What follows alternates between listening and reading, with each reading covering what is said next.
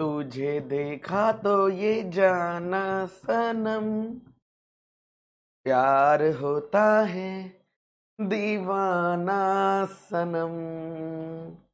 अब यहाँ से कहाँ जाएं हम, पढ़ते पढ़ते ही मर जाएं हम। हेलो मेरे प्यारे विद्यार्थियों, कैसे हैं आप लोग? होप आप सब बढ़िया होंगे बच्चों। मैं भी एकदम बढ़िया हूं। क्या आप सबको मेरी आवाज क्लियर आ रही है या नहीं आ रही है? जल्दी बता दीजिए।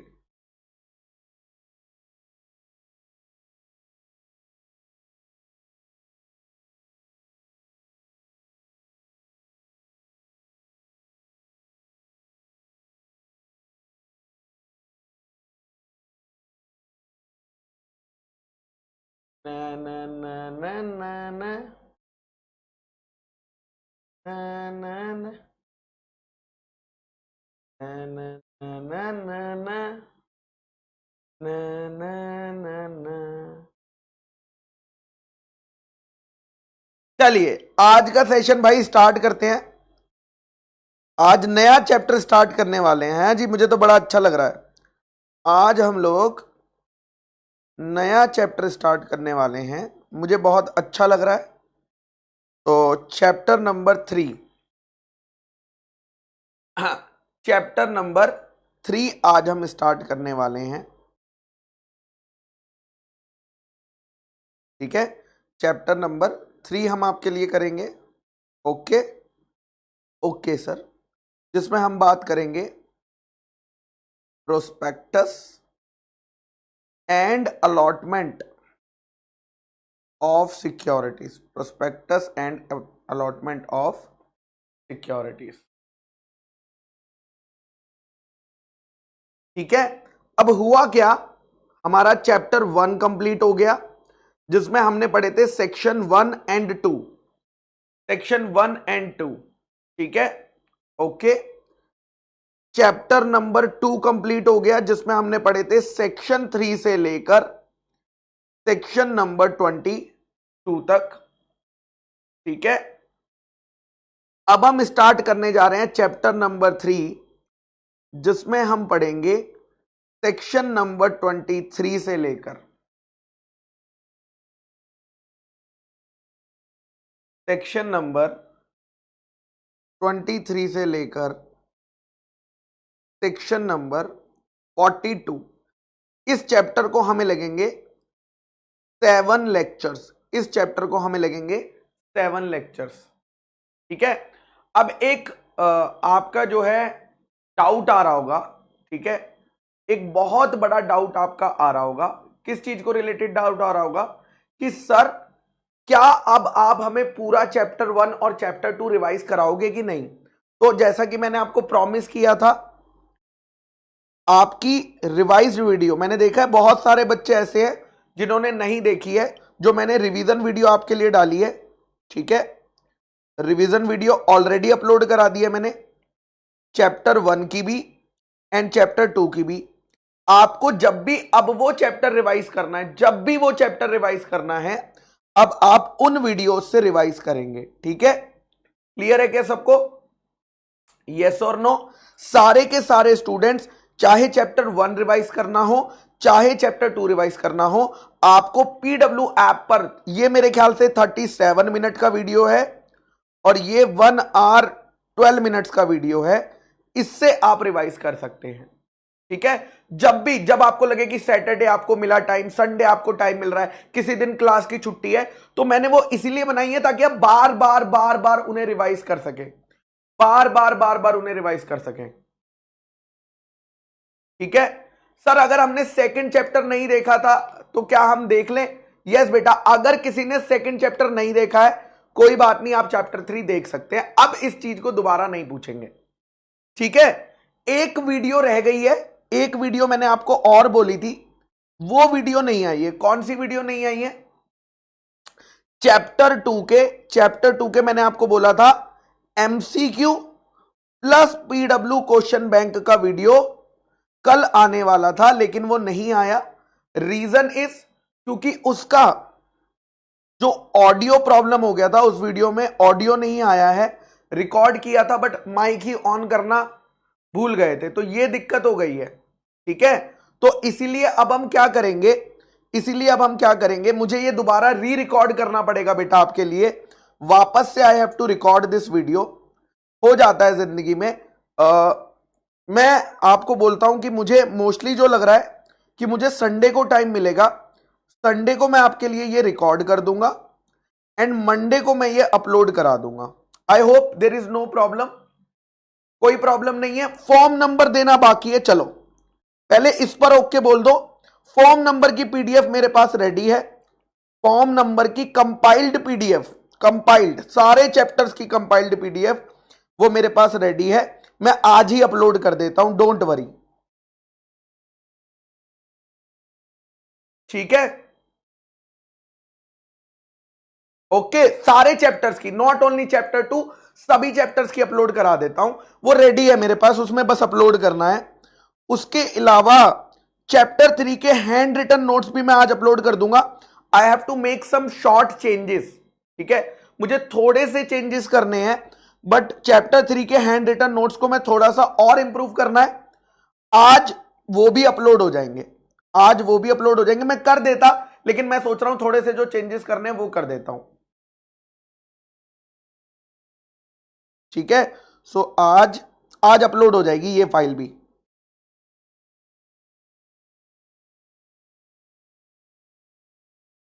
क्लियर है सबका यहां तक, कोई डाउट नहीं है। बुक बेटा बुक जल्दी आ जाएगी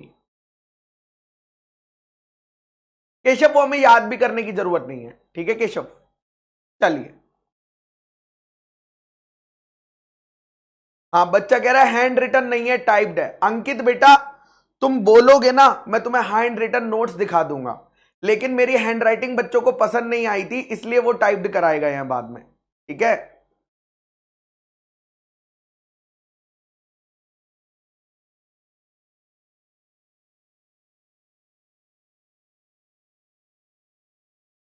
चलिए आइए, सो लेट्स स्टार्ट। आज का टारगेट देखते हैं, today's target, today's target.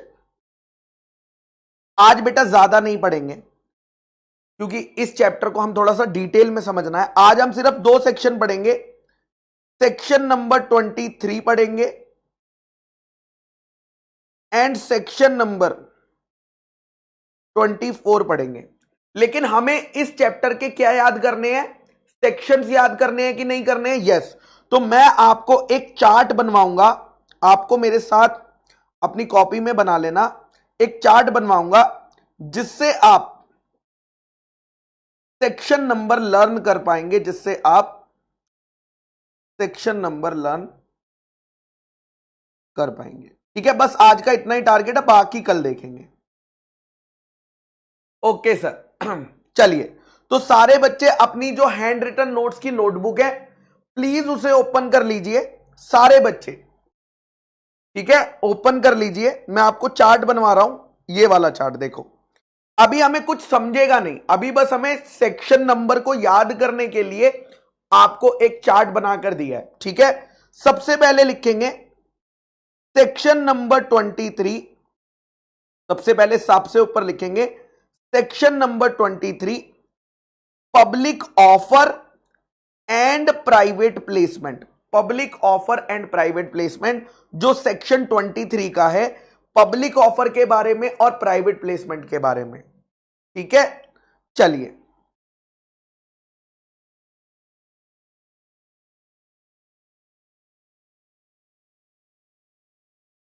Okay sir, फिर क्योंकि सेक्शन 23 पब्लिक ऑफर और प्राइवेट प्लेसमेंट के बारे में बात करता है, तो एक टाइप आएगा पब्लिक ऑफर और एक तरफ आएगा प्राइवेट प्लेसमेंट। एक तरफ क्या आएगा, पब्लिक ऑफर, और एक तरफ आएगा प्राइवेट प्लेसमेंट।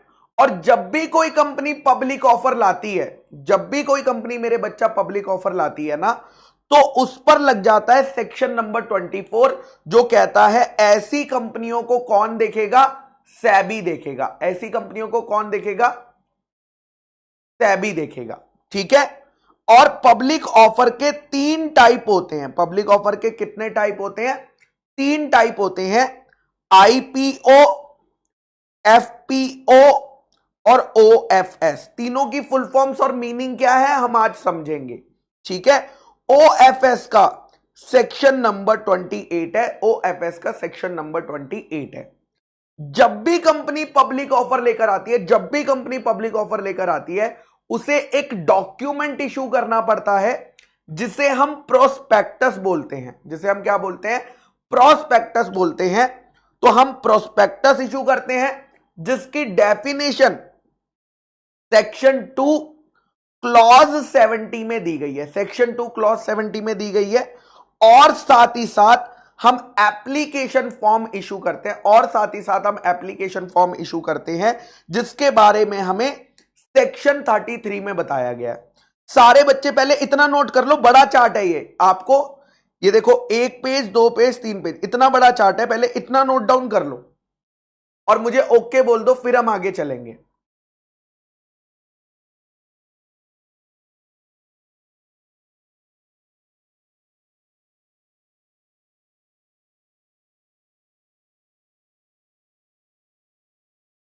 हर्ष राठौर सर, आपकी बुक्स में बस क्वेश्चंस हैं, नोट्स नहीं है। हर्ष बेटा, हम तो नोट्स तो क्लास में ही बन रहे हैं बेटा, क्या हो गया है तुम्हें मेरे बच्चा?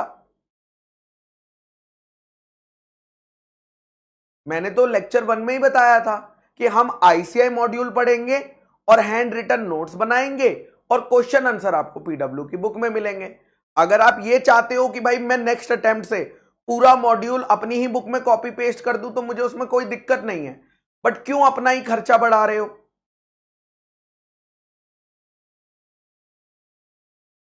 ये जो ओके ओके लिख रहे हैं ना भाई साहब, ये ले रहे हैं स्क्रीनशॉट, मैं बता रहा हूं, ये लोग ले रहे हैं स्क्रीन रिकॉर्डिंग से स्क्रीनशॉट।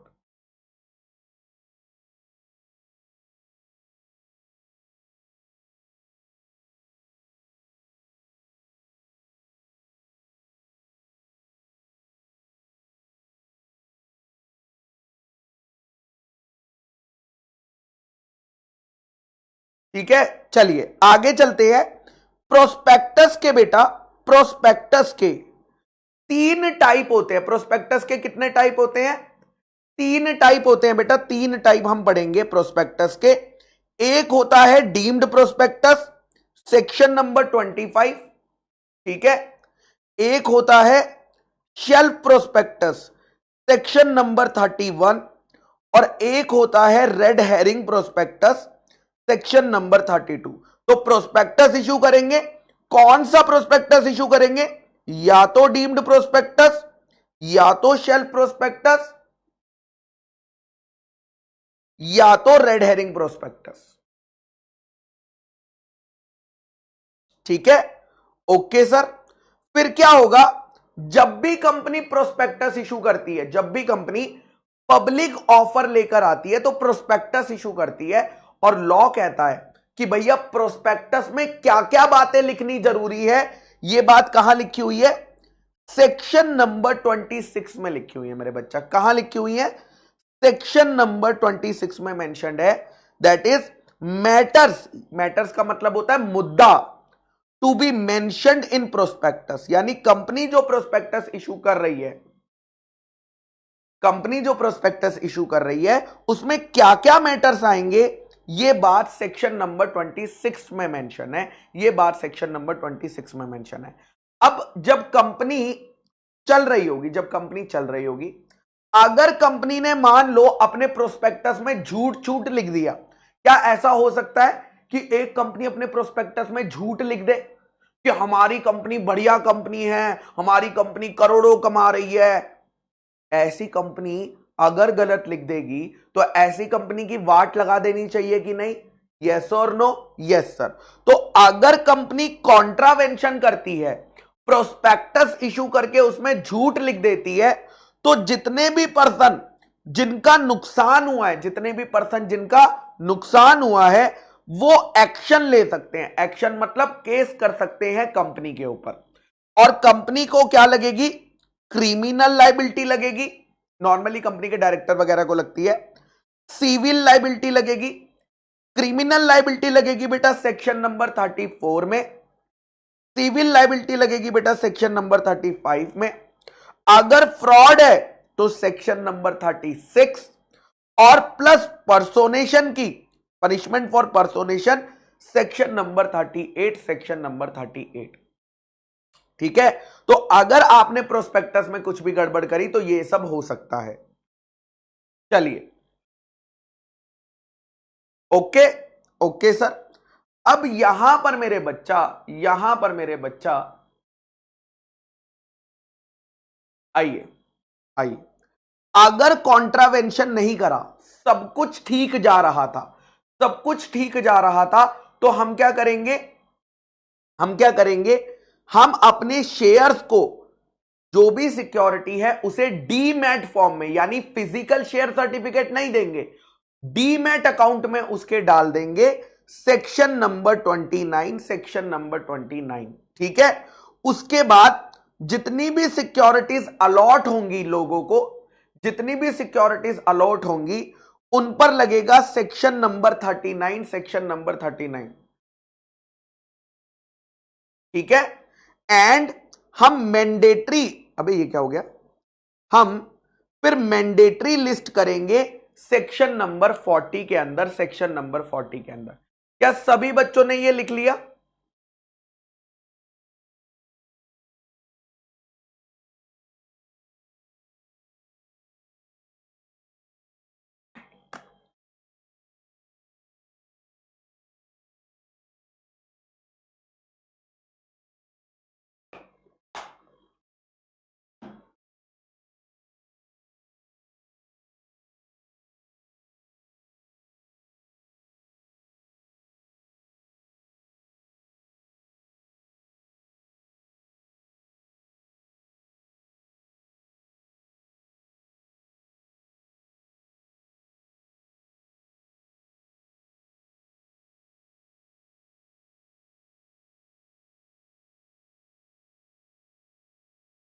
चलिए, वेरी गुड। सेक्शन 39 वाला क्या है बेटा? अलॉटमेंट ऑफ सिक्योरिटीज, मैंने शॉर्ट फॉर्म लिखी है अलॉटमेंट ऑफ सिक्योरिटीज। आप कहो तो मैं दोबारा लिख देता हूं, कोई बात नहीं, ये लो आपके लिए दोबारा लिख देता हूं, बे चल जा। Allotment of security. शिवानी कह रही है पर्सोनेशन का क्या मतलब होता है? बेटा जब हम सेक्शन 30, क्या मैंने आपको सेक्शन 38 पढ़ा दिया? नहीं पढ़ाया ना बेटा। जब मैं सेक्शन 38 पढ़ाऊंगा तब मैं बता दूंगा, डोंट वरी। अभी तो मैंने ये भी नहीं बताया कि प्रोस्पेक्टस क्या होता है ना? अभी तो मैंने ये भी नहीं बताया प्रोस्पेक्टस क्या होता है।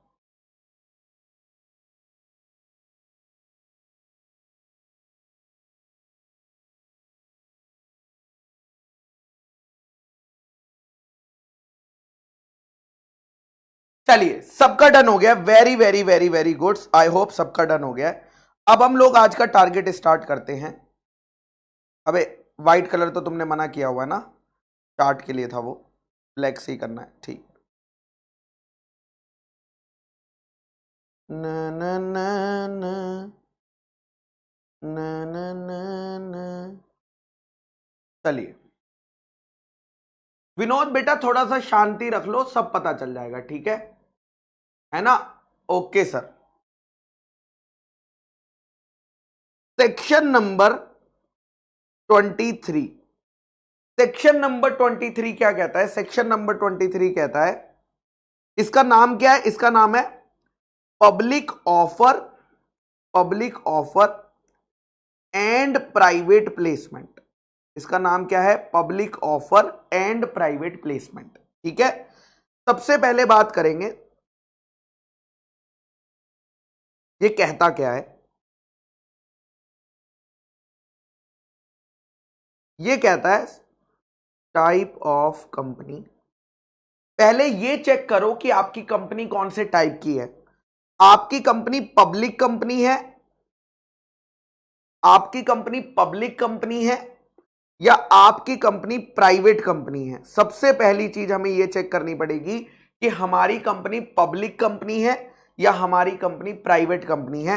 पब्लिक कंपनी के बारे में सेक्शन 23 सबसेक्शन 1 में बताया है और प्राइवेट कंपनी के बारे में सेक्शन 23 सबसेक्शन 2 में बताया है। अब यहां पर कंपनी जो है अपनी सिक्योरिटीज को इशू कर सकती है। किसको इशू कर सकती है? सिक्योरिटीज को। अलग अलग मेथड होते हैं बेटा सिक्योरिटीज को इशू करने के। एक मेथड होता है पब्लिक ऑफर। एक मेथड कौन सा होता है? Public offer. एक मेथड होता है प्राइवेट प्लेसमेंट। एक मेथड होता है प्राइवेट प्लेसमेंट। एक मेथड होता है राइट इशू और एक मेथड होता है बोनस इशू। ठीक है, तो कंपनी जो है सिक्योरिटीज इशू करने 4 रास्तों से कर सकती है। पब्लिक ऑफर से कर सकती है, प्राइवेट प्लेसमेंट से कर सकती है, राइट इशू से कर सकती है और बोनस इशू से। तो सेक्शन 23 सबसेक्शन 1 कहता है, सेक्शन 23 सबसेक्शन 1 ये कहता है कि ए कंपनी, अगर तुम एक पब्लिक कंपनी हो, पब्लिक कंपनी मतलब जिसके आर्टिकल्स में वो 3 बातें नहीं लिखी हुई है, तो तुम अपनी सिक्योरिटीज मतलब अपने इक्विटी शेयर्स, अपने प्रेफरेंस शेयर्स, अपने डिबेंचर्स को इशू कर सकती हो। पब्लिक ऑफर से भी इशू कर सकती हो, प्राइवेट प्लेसमेंट से भी इशू कर सकती हो, राइट इशू से भी इशू कर सकती है एंड बोनस इशू से भी इशू कर सकते हो। यानी पब्लिक कंपनी चारों तरीके से अपने शेयर्स, अपने डिबेंचर्स को इशू कर सकती है। लेकिन सेक्शन 23 सबसेक्शन 2 कहता है कि अगर तुम एक प्राइवेट कंपनी हो तो तुम सिर्फ क्या कर सकती हो? प्राइवेट प्लेसमेंट से शेयर्स इशू कर सकती हो, राइट इशू से शेयर्स इशू कर सकती हो, बोनस इशू से शेयर्स इशू कर सकती हो, लेकिन तुम पब्लिक ऑफर नहीं कर सकती। और यह बात तो हमें बचपन में भी पता चल गई थी। कब पता चल गई थी? बचपन में, जब हमने चैप्टर 1 में प्राइवेट कंपनी की डेफिनेशन पढ़ी थी। उसमें आर्टिकल्स की जो 3rd कंडीशन थी वो यही तो थी कि it is prohibited to invite public for subscription of its security. क्या ये बात हमें प्राइवेट कंपनी की डेफिनेशन में भी पता चल गई थी कि प्राइवेट कंपनी पब्लिक ऑफर नहीं ला सकती? लेकिन अब हमें यहां पर भी पता चल गई है, यहां पर भी उन्होंने क्लियर कर दिया कि अगर आप एक प्राइवेट कंपनी हो तो आप पब्लिक ऑफर नहीं ला सकते, आप पब्लिक ऑफर नहीं ला सकते। अब बेटा ये चैप्टर हमने पता है सेक्शन 23 से सेक्शन 42 तक जाएगा। ये चैप्टर कहां तक जाएगा? सेक्शन 23 से सेक्शन 42 तक। लेकिन राइट इशू के बारे में, किसके बारे में? राइट इशू के बारे में लिखा हुआ है। राइट इशू क्या होता है वो लिखा हुआ है सेक्शन 62 में, और बोनस इशू क्या होता है वो लिखा हुआ है सेक्शन 63 में। तो मुझे बताओ राइट इशू क्या होता है और बोनस इशू क्या होता है? क्या हम वो इस चैप्टर में पढ़ेंगे या हम वो आगे जाकर पढ़ेंगे? सोच कर बताओ। अगर हमने जो चैप्टर स्टार्ट किया है वो सेक्शन 23 से 42 तक है, वो सेक्शन 23 से 42 तक है, तो राइट इशू क्या होता है और बोनस इशू क्या होता है ये हम कहां सीखेंगे? सेक्शन 62 और सेक्शन 63। तो ये हमें इस चैप्टर में नहीं पढ़ना। तो हो सकता है कुछ बच्चों के मन में डाउट आएगा कि सर राइट इशू क्या होता है, सर बोनस इशू क्या होता है। वो हमें इस चैप्टर में नहीं, नेक्स्ट चैप्टर में कवर करना है। हमारा जो टारगेट है, जो हमें 7 लेक्चर्स लगने वाले हैं, वो पता है किस पे लगने वाले हैं? पब्लिक ऑफर पर हमें लगेंगे 6 लेक्चर्स कि पब्लिक ऑफर क्या होता है, पब्लिक ऑफर कंपनी कैसे कर सकती है, उसके लगेंगे 6 लेक्चर्स। और प्राइवेट प्लेसमेंट क्या होता है उसका लगेगा 1 लेक्चर। तो टोटल हमारे 7 लेक्चर लगने वाले हैं पब्लिक ऑफर और प्राइवेट प्लेसमेंट के बारे में पढ़ने में। ठीक है, तो पब्लिक ऑफर अब अगले 6 दिन, अगले 5 दिन, आज का दिन मिला के अगले 5 दिन हम सिर्फ और सिर्फ पब्लिक ऑफर के बारे में पूरा प्रोसीजर पढ़ रहे होंगे, पूरा प्रोसीजर डिटेल में। और फिर 1 लेक्चर हमें प्राइवेट प्लेसमेंट के बारे में लगेगा। बट अभी आपको थोड़ा सा ना बेसिक बता देता हूं पब्लिक ऑफर और प्राइवेट प्लेसमेंट का। ठीक है, पब्लिक ऑफर क्या होता है और प्राइवेट प्लेसमेंट क्या होता है, और एक बेसिक दोनों का प्रोसीजर में क्या डिफरेंस होता है, ताकि आपको बाद में डाउट आएंगे तो वो क्लियर हो जाएंगे। बट अभी थोड़ा सा बेसिक बता देता हूं। मान लीजिए कंपनी है गुरप्रीत समोसा लिमिटेड, गुरप्रीत समोसे वाला लिमिटेड। ये एक पब्लिक कंपनी है, ये एक पब्लिक कंपनी है। मेरे इस एग्जांपल में देखो, मैं डिपेंड चेंज करता रहता हूं एग्जांपल में, प्राइवेट और पब्लिक, है ना। इस एग्जांपल में ये क्या है, एक पब्लिक कंपनी है। इस कंपनी ने बोला, इस कंपनी ने ये बोला कि तुम मेरे शेयर्स, ठीक है, तुम मेरे शेयर्स, जितने भी बच्चे मेरी क्लास में पढ़ते हैं, जितने भी बच्चे मेरी क्लास में पढ़ते हैं, जो भी भैया मेरी क्लास में आ रहा है, उन सभी को मैं इनवाइट कर रहा हूं। क्या क्या इनवाइट कर रहा हूं? सभी को इनवाइट कर रहा हूं कि आप लोग आकर मेरे शेयर्स खरीद लो। मैं आपको शेयर्स दे दूंगा 20 रुपीज पर शेयर के भाव पर, 20 रुपीज पर शेयर के भाव पर दे दूंगा। एग्जाम्पल 1, ठीक है। या मैंने कहा मैं पुणे में रहता हूं, तो मैंने कहा भाई पुणे में जितने भी लोग रहते हैं, पुणे में जितने भी लोग रहते हैं ना, वो आकर मेरे शेयर्स खरीद ले, वो आकर मेरे शेयर्स खरीद सकते हैं, वो आकर क्या कर सकते हैं, मेरे शेयर्स खरीद सकते हैं। मैं इनवाइट कर रहा हूं उनको एट दी रेट ₹20 पर शेयर। या मैंने बोला कि मेरे शेयर्स इंडिया में कोई भी खरीद सकता है, मैं इनवाइट कर रहा हूं एट दी रेट ₹20 पर शेयर, ठीक है। तो आपको मुझे बताना है सारे बच्चों को, इसमें से कौन सा आपको लग रहा है कि पब्लिक ऑफर है और कौन सा आपको लग रहा है कि प्राइवेट प्लेसमेंट है।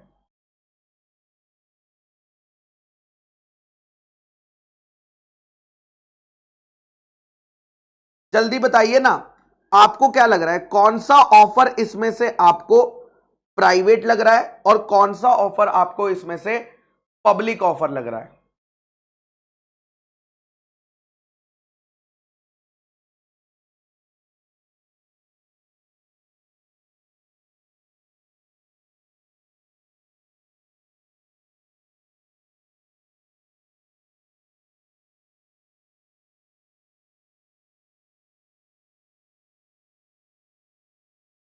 हम्म।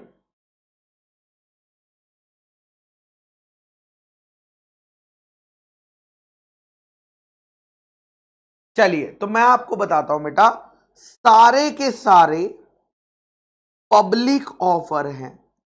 ओ माय गॉड्स, सारे के सारे क्या है, पब्लिक ऑफर है मेरे बच्चा, सारे के सारे पब्लिक ऑफर है। सर कैसे, सारे पब्लिक ऑफर कैसे हो सकते हैं? क्योंकि लॉ ने कहा पब्लिक ऑफर का मतलब है, पब्लिक ऑफर का मतलब है वो ऑफर जो प्राइवेट प्लेसमेंट है ही नहीं। अगर आपका ऑफर प्राइवेट प्लेसमेंट नहीं है, अगर आपका ऑफर प्राइवेट प्लेसमेंट नहीं है, तो वो माना जाएगा पब्लिक ऑफर, वो माना जाएगा पब्लिक ऑफर। अब हमें समझना पड़ेगा सर प्राइवेट प्लेसमेंट क्या होता है। देखो प्राइवेट प्लेसमेंट का मतलब होता है, प्लीज ध्यान से समझो, हां, प्राइवेट प्लेसमेंट का मतलब होता है कि कंपनी ने क्या किया, कंपनी ने ऑफर देने, मान लीजिए वो मिस्टर ए और मिस्टर बी को ऑफर देना चाहती है, वो मिस्टर ए और मिस्टर बी को ऑफर देना चाहती है, तो कंपनी ने पहले एक रजिस्टर बनाया, ठीक है। क्या बनाया, रजिस्टर। उसमें उन्होंने पहले नेम नोट किया, किसका, मिस्टर ए का नेम नोट किया, मिस्टर बी का नेम नोट किया। इस रजिस्टर में उनका नाम लिखने के बाद, इस रजिस्टर में उनका नाम लिखने के बाद उन्होंने क्या किया, उन्होंने इन्हें लेटर भेजा, ऑफर लेटर भेजा।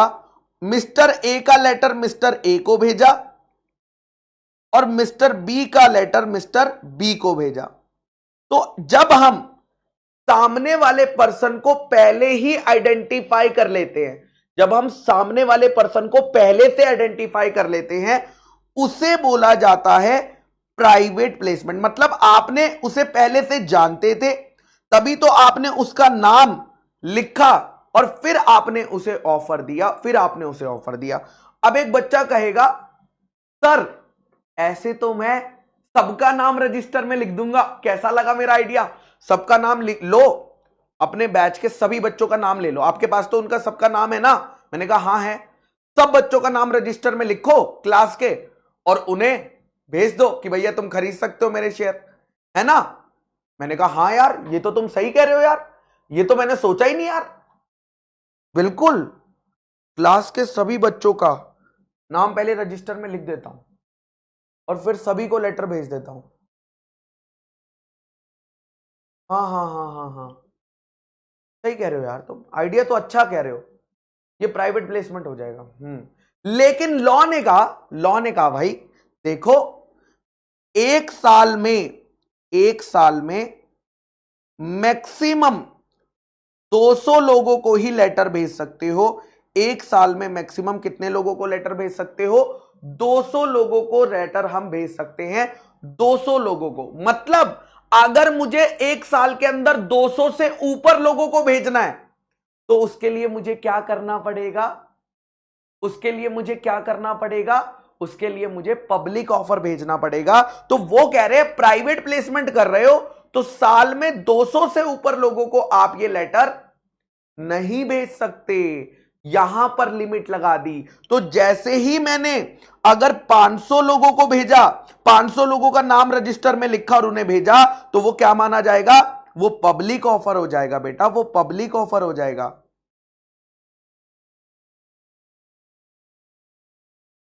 ठीक है, क्या आपको कॉन्सेप्ट समझा? अभी मैंने डिटेल में नहीं बताया, बिकॉज जब हम सेक्शन पढ़ेंगे, जब हम प्राइवेट प्लेसमेंट का लास्ट डे लेक्चर पढ़ेंगे, इस चैप्टर का लास्ट वहीं पर होता है सेक्शन नंबर 42 से, वहां हम ये 2 घंटे चर्चा करेंगे।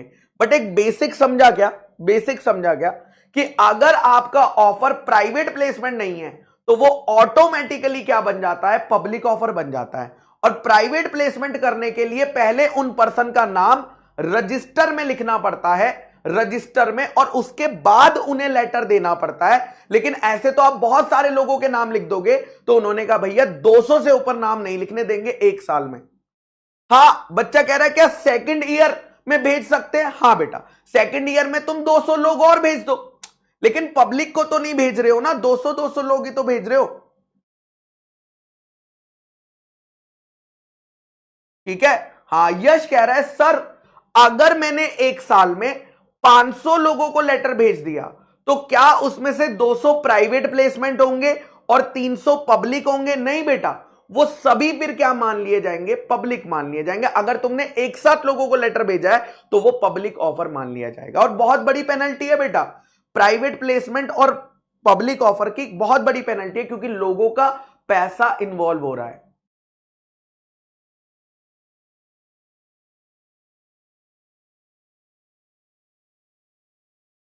बिल्कुल, रौनक सर कह रहे हैं सर अगर मिस्टर ए और मिस्टर बी शेयर्स नहीं खरीदना चाहते तो क्या होगा? शेयर्स नहीं खरीदना चाहते तो क्या होगा? बेटा ये तो ऑफर है, आप एक्सेप्ट भी कर सकते हो, आप रिजेक्ट भी कर सकते हो, कोई जबरदस्ती थोड़ी है आपके साथ।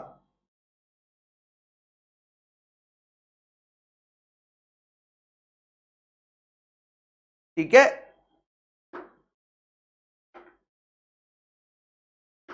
चलिए करेंगे बेटा मीत संदीप खिलोसिया, जब सेक्शन आएगा तब बात करेंगे। प्रियांशु करेंगे बेटा, सारी बातें करेंगे जब प्राइवेट प्लेसमेंट का सेक्शन आएगा। सब सारे परमुटेशन कॉम्बिनेशन बता दूंगा, उससे ज्यादा तुम परमुटेशन कॉम्बिनेशन लगा नहीं पाओगे जब मैं बताऊंगा। ठीक है, अभी तुम्हारे परमुटेशन कॉम्बिनेशन की बात नहीं हो रही है, अभी सिर्फ बात हो रही है यहां पर, अभी सिर्फ बात हो रही है एक बेसिक डिफरेंस की पब्लिक ऑफर के।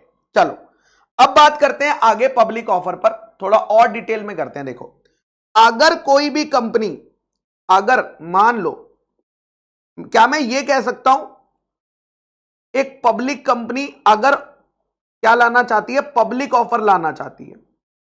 अगर एक पब्लिक कंपनी पब्लिक ऑफर लेकर आना चाहती है तो उसे फॉलो करना पड़ता है, क्या फॉलो करना पड़ता है उसे? Chapter number 3। उसे क्या फॉलो करना पड़ता है? जो हम चैप्टर पढ़ रहे हैं कंपनीज एक्ट का, चैप्टर नंबर 3, कौन से सेक्शन से? उसे सेक्शन नंबर 23 से लेकर 41 तक फॉलो करना पड़ता है। कहां तक? सेक्शन 23 से लेकर 41 तक फॉलो करना पड़ता है, क्योंकि सेक्शन 42 प्राइवेट प्लेसमेंट का सेक्शन है। साथ ही साथ उसे फॉलो करनी पड़ती है सेबी की डिटेल्ड रेगुलेशंस। क्या फॉलो करनी पड़ती है? सेबी की रेगुलेशंस है बेटा, बहुत डिटेल में रेगुलेशंस है। लेकिन अच्छी बात बोलो या बुरी बात बोलो, हमारे सिलेबस में ये तो है, this is part of our syllabus, this is part of our syllabus. क्योंकि हम क्या पढ़ रहे हैं? क्या हम सेबी एक्ट और सेबी रेगुलेशन पढ़ रहे हैं? नहीं, हमें तो कंपनीज एक्ट पढ़ना है। तो ये हमारे सिलेबस का पार्ट है, लेकिन जो सेबी रेगुलेशंस है, जो सेबी रेगुलेशंस है वो हमारे सिलेबस का पार्ट नहीं है, not part of our syllabus. अगर वो हमारे सिलेबस का पार्ट होती तो ये चैप्टर 7 डेज में खत्म नहीं होता, ये चैप्टर फिर 15 डेज में खत्म होता। कितने दिन में? 15 डेज में, क्योंकि हमें 7-8 दिन सेबी की रेगुलेशंस को पढ़ने में निकल जाते। तो ये हमारे सिलेबस का पार्ट नहीं है। हम सिर्फ क्या बात करेंगे, कंपनीज एक्ट के चैप्टर 3 के सेक्शन 23 से 41 की बात करने वाले हैं। सेबी की रेगुलेशंस में क्या लिखा है वो हमें जानने की जरूरत नहीं है, ना ही वो एग्जाम में हमसे पूछा जाएगा। Okay sir. अब मान लीजिए एक कंपनी है एक्स लिमिटेड, वो पब्लिक ऑफर लेकर आना चाहती है, वो पब्लिक को अपने शेयर्स या डिवेंचर्स पब्लिक को ऑफर करना चाहती है। तो वो क्या करती है, वो ना एक प्रोस्पेक्टस बनाती है। सबसे पहले क्या करती है, वो एक प्रोस्पेक्टस बनाती है। बना लिया प्रोस्पेक्टस, ठीक है, प्रोस्पेक्टस बना लिया। इस प्रोस्पेक्टस को हम जमा करते हैं सेबी के पास। इस प्रोस्पेक्टस को किसके पास जमा करते हैं? सेबी के पास हम सबमिट करते हैं, ठीक है। सेबी इस प्रोस्पेक्टस को पढ़ के अपनी कमेंट्स देता है। क्या देता है? अपनी कमेंट्स देता है। उन कमेंट्स में अगर हमें लगता है कि हां सेबी कह रहा है ये चेंजेस करने की जरूरत है, तो हम क्या करते हैं, फिर चेंजेस कर देते हैं। किसमें चेंजेस कर देते हैं? प्रोस्पेक्टस में। अरे भाई सेबी ने अगर कुछ बताया है कि हमारे प्रोस्पेक्टस में गलत है तो उसमें चेंज करना पड़ेगा ना मेरे दोस्त। अब हमने जब प्रोस्पेक्टस में चेंज कर दिया, ये हमारा प्रोस्पेक्टस बन गया। ये फिर हम आरओसी के पास सबमिट करते हैं। किसके पास सबमिट करते हैं?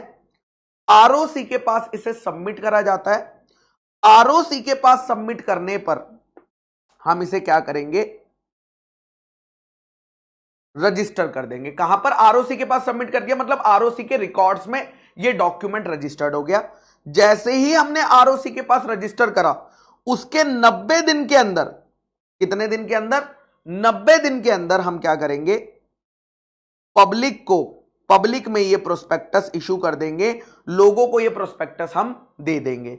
जैसे ही हमारा प्रोस्पेक्टस आएगा, सारे लोग जो इंटरेस्टेड होंगे हमारे प्रोस्पेक्टस को क्या करेंगे, पढ़ेंगे। मैं थोड़ा इधर हो जाता हूं, मुझे लगता है कट रहा है आपका थोड़ा सा, है ना।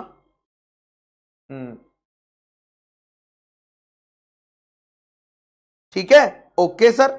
फिर जितने भी लोग इंटरेस्टेड होंगे हमारा प्रोस्पेक्टस पढ़कर, वो क्या करेंगे, पैसा जमा करेंगे। कहां पैसा जमा करेंगे? कंपनी के पास पैसा जमा कर देंगे। एप्लीकेशन, वो लोग एप्लीकेशन फॉर्म भरते हैं, ऑनलाइन भरा जाएगा। ये एप्लीकेशन फॉर्म कैसे भरा जाएगा? आज की तारीख में ऑनलाइन भरा जाता है। कंपनी के पास जब एप्लीकेशंस आ जाएंगे तो कंपनी क्या करेगी, इन एप्लीकेशंस को एक्सेप्ट करके, इन एप्लीकेशंस को एक्सेप्ट कर लेगी और फिर अलॉट कर देगी, अलॉट कर देगी जिसका भी प्रोस्पेक्टस था, शेयर्स या डिबेंचर्स, किनको? इन लोगों को अलॉट कर दिए जाएंगे। फिजिकल फॉर्म में होंगे कि ऑनलाइन फॉर्म में होंगे? बेटा ये सभी होंगे। इसको हम बोलते हैं, ये डीमेट फॉर्म में दिए जाएंगे। कौन से फॉर्म में दिए जाएंगे? जो सिक्योरिटीज दी जाएंगी वो डीमेट फॉर्म में दी जाएंगी, ठीक है। जैसे ही डीमेट फॉर्म में देंगे, अलॉटमेंट हो गया। लॉ कहता है कोई भी कंपनी अगर पब्लिक ऑफर कर रही है, कोई भी कंपनी अगर पब्लिक ऑफर कर रही है तो उसे अपने सिक्योरिटीज को स्टॉक एक्सचेंज के ऊपर लिस्ट कराना मैंडेटरी है। तो हमारे जो शेयर्स, जो भी हमने ऑफर किया होगा सिक्योरिटीज को, वो कहां लिस्ट हो जाएंगी? वो लिस्ट हो जाएंगी ऑन, सिक्योरिटीज लिस्ट हो जाएंगी on stock exchange. Securities list हो जाएंगी स्टॉक एक्सचेंज पर, और ये मैंडेटरी है। ये कहां लिखा हुआ है? सेक्शन नंबर 40 में लिखा हुआ है कि ये चीज है मैंडेटरी। तो क्या बेसिक प्रोसीजर आपको पता चला? कोई भी कंपनी अगर पब्लिक ऑफर लाना चाहती है शेयर्स या डिवेंचर्स का, तो एक डॉक्यूमेंट बनाती है प्रोस्पेक्टस का। प्रोस्पेक्टस सेबी को दिया जाता है, सेबी अपने कमेंट्स देता है। कमेंट्स देने के बाद हम उसमें चेंजेस करते हैं, फिर आरओसी के पास सबमिट करते हैं। आरओसी उसे अपने पास रजिस्टर कर लेता है। 90 दिन के अंदर हम उसे किसे दे देते हैं? पब्लिक को इशू कर देते हैं। पब्लिक हमारे प्रोस्पेक्टस को पढ़ती है, जिसे हमारा प्रोस्पेक्टस पढ़ के कंपनी लगती है कि यार ये कंपनी बढ़िया है, इसमें पैसा लगाया जा सकता है। तो वो लोग एप्लीकेशन फॉर्म भरते हैं, plus of course application form के साथ वो एप्लीकेशन मनी भी देते हैं, ठीक है। और फिर कंपनी क्या करती है, उन एप्लीकेशन फॉर्म्स को एक्सेप्ट करती है, फिर अलॉट कर देती है शेयर्स या डिबेंचर, जो भी प्रोस्पेक्टस में मेंशन था, कौन सी फॉर्म में, डीमेट फॉर्म में देती है, और सिक्योरिटीज लिस्ट हो जाती है ऑन स्टॉक एक्सचेंज। मैंडेटरी। क्या ये पॉइंट क्लियर है?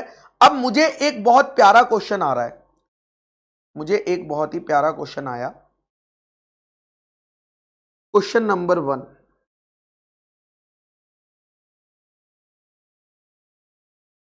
Question number 1,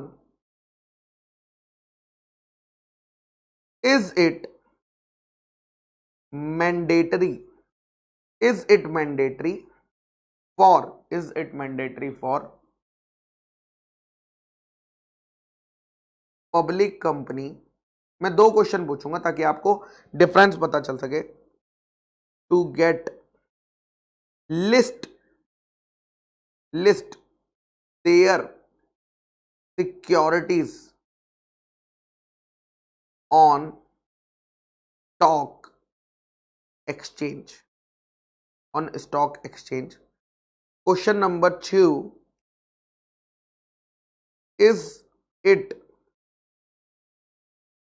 mandatory, is it mandatory for public company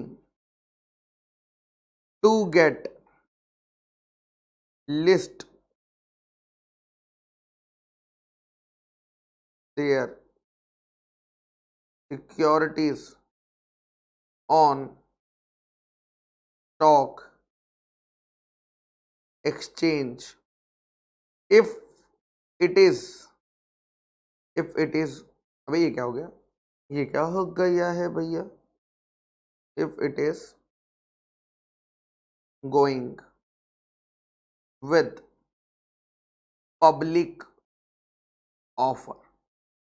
चलिए, if it is going with public offer, ठीक है। सो क्या पब्लिक कंपनी को,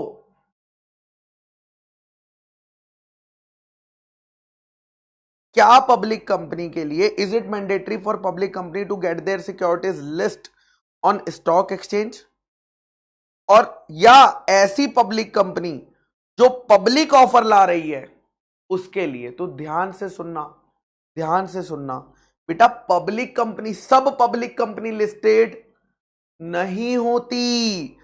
ये बहुत बच्चे गलत सोचते हैं कि पब्लिक कंपनी है तो सारी पब्लिक कंपनी लिस्टेड है। नो, सारी पब्लिक कंपनी लिस्टेड नहीं है।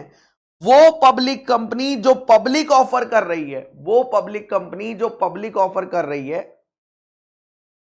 वो पब्लिक कंपनी जो पब्लिक, देखो प्राइवेट प्लेसमेंट कर रही है अगर पब्लिक ऑफर, पब्लिक कंपनी, यहां पर आंसर आएगा मेरे बच्चा यस, यहां पर आंसर आएगा यस। मतलब मान लीजिए एक एक्स लिमिटेड है, ध्यान से सुनना मैं क्या कह रहा हूं, एक्स लिमिटेड प्राइवेट प्लेसमेंट कर रही है, एक्स लिमिटेड अपने शेयर्स का प्राइवेट प्लेसमेंट कर रही है, क्या उसे लिस्टिंग कराना मैंडेटरी है? The answer is no, listing is not mandatory. अगर आप प्राइवेट प्लेसमेंट कर रहे हो उसके लिए लिस्टिंग मैंडेटरी नहीं है, ठीक है, उसके लिए लिस्टिंग मैंडेटरी नहीं है। पब्लिक कंपनी तो प्राइवेट प्लेसमेंट भी कर सकती है और पब्लिक कंपनी पब्लिक ऑफर भी ला सकती है, पब्लिक ऑफर भी ला सकती है। लेकिन अगर एक्स लिमिटेड पब्लिक ऑफर ला रही है तो उसके लिए मेरे बच्चा listing is mandatory under section 40, under section 40, ठीक है, बिल्कुल। Very good question. आनिया कह रही है सर स्टॉक एक्सचेंज पे सिक्योरिटी को लिस्ट कराने का मतलब क्या है? आएंगे, इस पर भी डिस्कस करेंगे डिटेल में, ठीक है, इस पर भी डिस्कस करेंगे। वेरी गुड, इसको डिस्कस करते हैं। चलिए, सबसे पहले मुझे बताओ, एक कंपनी, क्योंकि आपका लॉजिक बहुत सही है कि भैया हमें लिस्टिंग क्यों करानी है।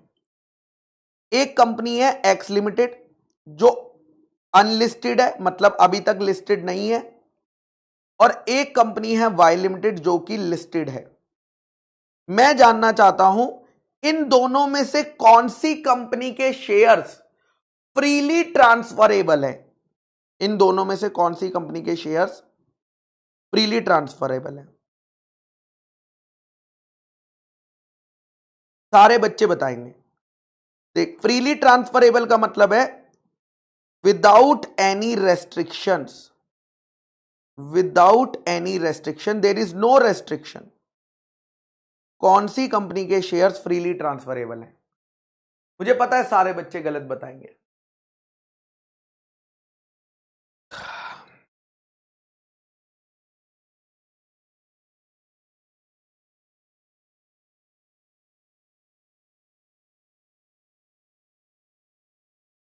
क्या पब्लिक कंपनी के आर्टिकल ऑफ एसोसिएशन में यह बात लिखी होती है, restriction on transfer of shares? क्या पब्लिक कंपनी के आर्टिकल्स ऑफ एसोसिएशन में यह बात लिखी होती है क्या कि आपके शेयर्स ट्रांसफरेबल रेस्ट्रिक्टेड है? नहीं लिखी होती, नहीं लिखी होती। ये तो सिर्फ प्राइवेट कंपनी में लिखी होती है ना, ये तो सिर्फ प्राइवेट कंपनी के आर्टिकल में लिखी होती है। तो चाहे आपकी पब्लिक कंपनी लिस्टेड हो या अनलिस्टेड हो, दोनों ही केस में आपके शेयर्स फ्रीली ट्रांसफरेबल है। मतलब आपको कोई रेस्ट्रिक्शन नहीं है, जाकर बेचो, जाकर बेचो। सर अगर लिस्टेड के भी फ्रीली ट्रांसफरेबल है और अनलिस्टेड के भी फ्रीली ट्रांसफरेबल हैं, तो फिर लिस्ट कराने का क्या फायदा है ना? सवाल आया कि नहीं? अगर दोनों पब्लिक कंपनी जो लिस्टेड है वो भी फ्रीली ट्रांसफरेबल है और अनलिस्टेड भी फ्रीली ट्रांसफरेबल है, ठीक है, तो फिर सर लिस्ट क्यों करवाएं? क्यों कराना चाहिए लिस्ट? क्यों कराना चाहिए लिस्ट? ये भी बात सही है, गुड क्वेश्चन यार। अब बताते हैं, देखो मान लीजिए, अब सुनना ध्यान से सुन लीजिए, बहुत मजा आएगा आपको। अगर लॉजिक समझ आ गया ना, लॉजिक क्लिक कर गया तो आपको अच्छा लगेगा, लॉजिक क्लिक नहीं करा तो आप कर दोगे कद्दू, ठीक है। गुरप्रीत समोसे वाला जो समोसे बेचता है, गुरप्रीत समोसे वाला जो समोसे बेचता है, ठीक है, वो बेचता है एफसी रोड पुणे पर, एफसी रोड पुणे पर। मुझे बताओ क्या मैं अपने समोसे एफसी रोड पुणे पर बेच सकता हूं या नहीं बेच सकता हूं? ठीक है, क्या मैं एफसी रोड पुणे पर, क्या मैं एफसी रोड पुणे पर अपने बेच सकता हूं कि नहीं बेच सकता हूं समोसे? बिल्कुल बेच सकता हूं, लेकिन इसमें मुझे क्या करना पड़ेगा? बायर को ढूंढना पड़ेगा। इसमें मुझे क्या करना पड़ेगा भाई? बायर कौन खरीदेगा मुझसे, है ना? जो मेरी दुकान पे आएगा वो खरीदेगा। लेकिन जैसे ही मैं जोमैटो पर मेरा समोसा लिस्ट कर दूंगा, समोसा लिस्ट कर दूंगा मतलब जोमैटो को बोलूंगा ए जोमैटो, ए जोमैटो सुनना, मेरा समोसा अपने प्लेटफॉर्म पर लिस्ट कर दे, क्योंकि जोमैटो पर करोड़ों लोग हैं। मेरे ही शहर में करोड़ों लोग रह रहे हैं भाई साहब, मेरे ही शहर में करोड़ों लोग रह रहे हैं जहां मैं रह रहा हूं, वहां के लोग जोमैटो यूज कर रहे हैं। क्या अब मेरा समोसा इजीली बिक जाएगा? बिक तो यहां भी रहा है, बिक यहां भी रहा है, लेकिन इससे फायदा क्या हुआ? इससे मुझे बायर इजीली मिल जाता है। बस लिस्टिंग से यह फायदा होता है कि बायर इजीली मिल जाता है।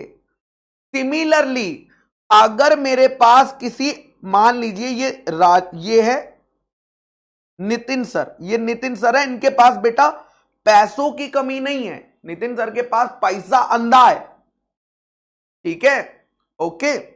अब नितिन सर ने दो कंपनी के शेयर ले रखे हैं, एक्स लिमिटेड के जो अनलिस्टेड कंपनी है, ओके, और वाई लिमिटेड के जो लिस्टेड कंपनी है, इसके भी 2000 शेयर्स हैं और इसके भी 2000 शेयर्स हैं। फर्क फील करना दोनों को, तो आपको अच्छा लगेगा, तो आपको अच्छा लगेगा, ठीक है। 2000 शेयर्स हैं। नितिन सर चाहें तो इस कंपनी के भी शेयर्स बेच सकते हैं, कोई रेस्ट्रिक्शन नहीं है। नितिन सर चाहें तो इस कंपनी के भी शेयर्स बेच सकते हैं, कोई रेस्ट्रिक्शन नहीं है। लेकिन एक्स लिमिटेड के शेयर बेचने में उन्हें सिर्फ एक दिक्कत आएगी, उन्हें जाकर बायर ढूंढना पड़ेगा। वो निकलेंगे, एक्स लिमिटेड के शेयर्स ले लो, आप समझ रहे हो, हमें बायर ढूंढना पड़ेगा नितिन सर को कि कौन है जो खरीदेगा। वो गुरप्रीत को कहेंगे, अरे गुरप्रीत एक्स लिमिटेड के 2000 शेयर से खरीदेगा क्या? मैंने कहा सर 3500 रुपए सैलरी है, कद्दू खरीदूंगा, मैं तो खुद कद्दू खरीदूंगा, ये शेयर वेयर नहीं खरीदूंगा। फिर जसमीत को फोन करोगे, अरे भाई जसमीत खरीदेगा क्या? आप समझ रहे हो क्या? तो यहां पर बेचो, फ्रीली बेचो यार, फ्रीली ट्रांसफरेबल, मतलब कोई कंडीशन नहीं है, नो कंडीशन। बायर मिल जाए तो बेच दो भाई, फ्रीली ट्रांसफरेबल। लेकिन difficult to find buyer, difficult to find buyer. लेकिन यहां पर 2000 शेयर्स लिस्टेड कंपनी के हैं, 2000 शेयर्स अगर लिस्टेड कंपनी के हैं, ये भी फ्रीली ट्रांसफरेबल हैं, ये भी फ्रीली ट्रांसफरेबल हैं। लेकिन यहां पर इजी हो जाता है to find buyer, easy to find buyer,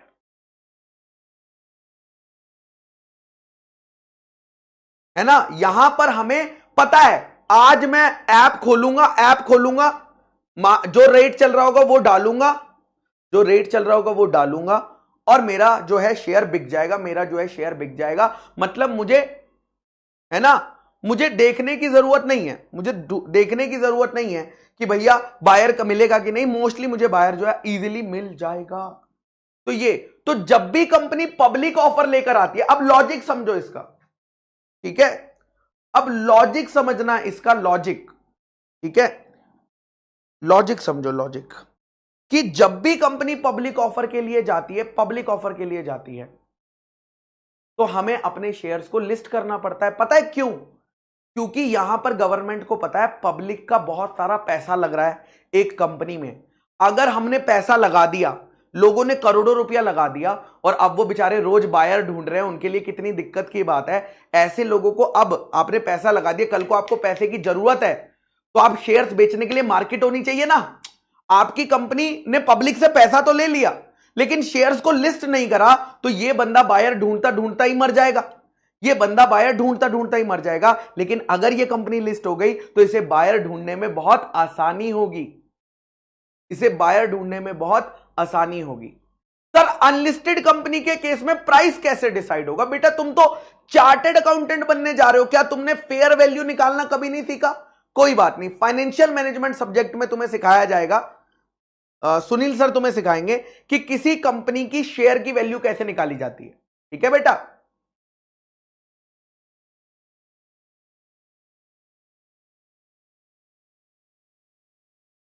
अच्छा चलो मैं आपसे पूछता हूं, अब देखना, एक और चीज पूछूंगा, बहुत सिंपल सी चीज पूछूंगा।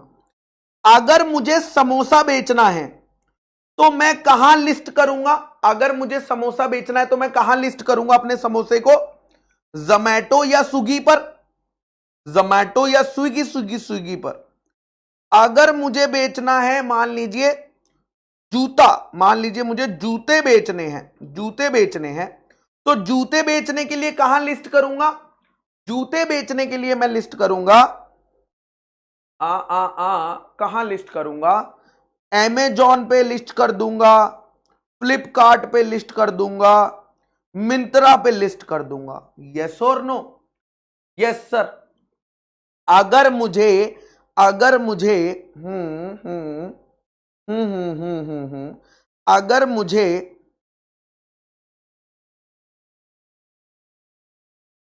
शेयर्स या डिबेंचर्स को लिस्ट करना है, डिबेंचर्स को लिस्ट करना है, तो मैं कहां पर लिस्ट करूंगा?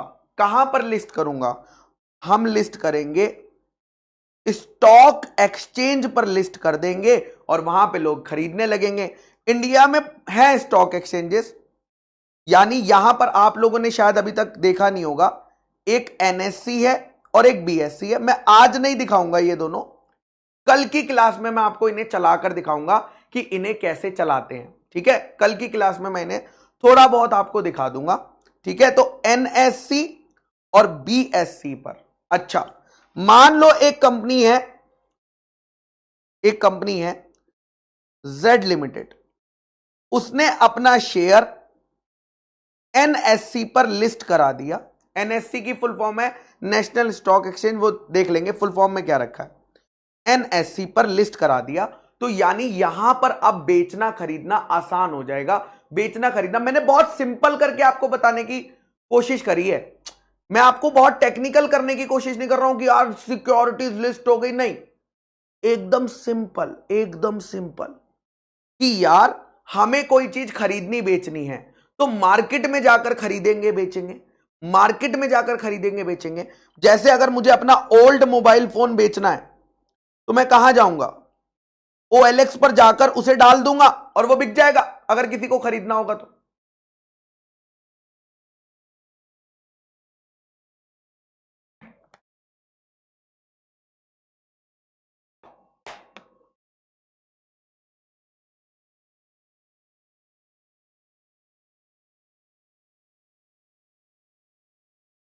हाँ, कैशिफाई भी खरीद लेगा, वहां पर लिस्ट नहीं होता है। कैशिफाई तो मेरा सामान खरीद लेता है, वो लिस्ट नहीं करता मेरा सामान कि किसी और के लिए, वो तो खरीद कर चला जाता है। OLX लिस्ट करता है कि कोई भी पर्सन उसे खरीद सकता है। अच्छा, एक और क्वेश्चन आया, वेरी गुड क्वेश्चन। सर कह रहा है सर कंपनी कैसे डिसाइड करती है, सर कंपनी कैसे डिसाइड करती है कि वो NSE पर लिस्ट करे या BSE पर लिस्ट करे, ये कैसे डिसाइड होता होगा सर, मुझे बताओ। मुझे अपना जूते का बिजनेस अमेजॉन पर लिस्ट करना चाहिए या फ्लिपकार्ट पर लिस्ट करना चाहिए, ये कैसे डिसाइड करूंगा, सोच कर बताओ। यू हैव टू थिंक, रट्टा नहीं लगाना है। अगर मुझे अपने जूते बिकवाने हैं, मैंने बहुत सारे नए जूते का बिजनेस चालू किया है, तो मुझे अमेजॉन पर करना चाहिए या फ्लिपकार्ट पर करना चाहिए, बताओ ना। अमेजॉन पर मान लीजिए 200 मिलियन लोग रजिस्टर्ड हैं, 200 मिलियन यूजर्स हैं। फ्लिपकार्ट पर 300 मिलियन यूजर हैं, फ्लिपकार्ट पर 300 मिलियन यूजर हैं, बताइए किस पर जाऊंगा। अरे दोस्त, यहां पर ज्यादा कस्टमर है, मैं फ्लिपकार्ट पर जा सकता हूं, लेकिन मैं तो दोनों पर भी जा सकता हूं ना, मेरी मर्जी है। तो यहां पर नॉर्मली अगर आप पूछोगे दोनों में से एक पर जाना चाहते हो, दोनों में से अगर एक पर जाना चाहते हो तो आप फ्लिपकार्ट पे जाओगे, क्योंकि यहां पर ज्यादा यूजर्स हैं आपके पास, है ना। लेकिन क्या मैं दोनों पर भी जा सकता हूं, जाओ, किसने मना किया, दोनों पर चले जाओ। सिमिलरली NSE BSE में किसके पास जाओगे, जहां पर लोग ज्यादा रजिस्टर्ड होंगे उसके पास जाएंगे। NSE के पास जाना है कि BSE के पास जाना है, जिस पर ज्यादा के होंगे वहां पर रजिस्टर्ड होंगे। बट आप चाहो तो दोनों पर भी कर सकते हो, कोई दिक्कत नहीं है। ये कोई लॉ का क्वेश्चन नहीं है कि सर हमें NSE पर रजिस्टर कराना चाहिए या BSE पर रजिस्टर कराना चाहिए, ये तो कॉमन सेंस का क्वेश्चन है दोस्त, लॉ का तो क्वेश्चन ही नहीं है इसमें कि हमें अपने सामान कहां बेचवाना चाहिए। जहां कस्टमर है, जहां ज्यादा कस्टमर है वहां बिकवाओ।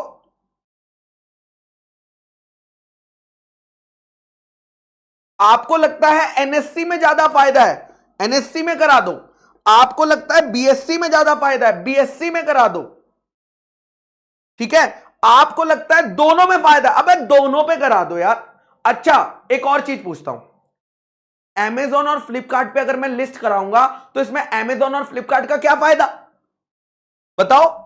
अगर मैं अपने जूते Amazon पे लिस्ट कराऊंगा, इसमें Amazon का फायदा बता दो मुझे, इसमें Amazon और फ्लिपकार्ट का फायदा बता दो ना। आएंगे अनिकेत बेटा, हर चीज की बात करेंगे, डोंट वरी।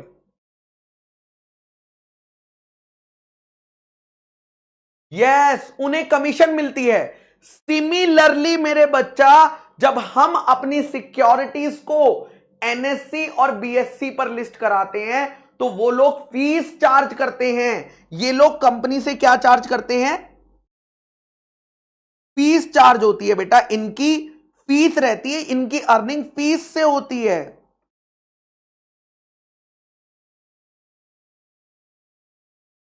कमीशन से होती है, वही बात है, वेरी गुड।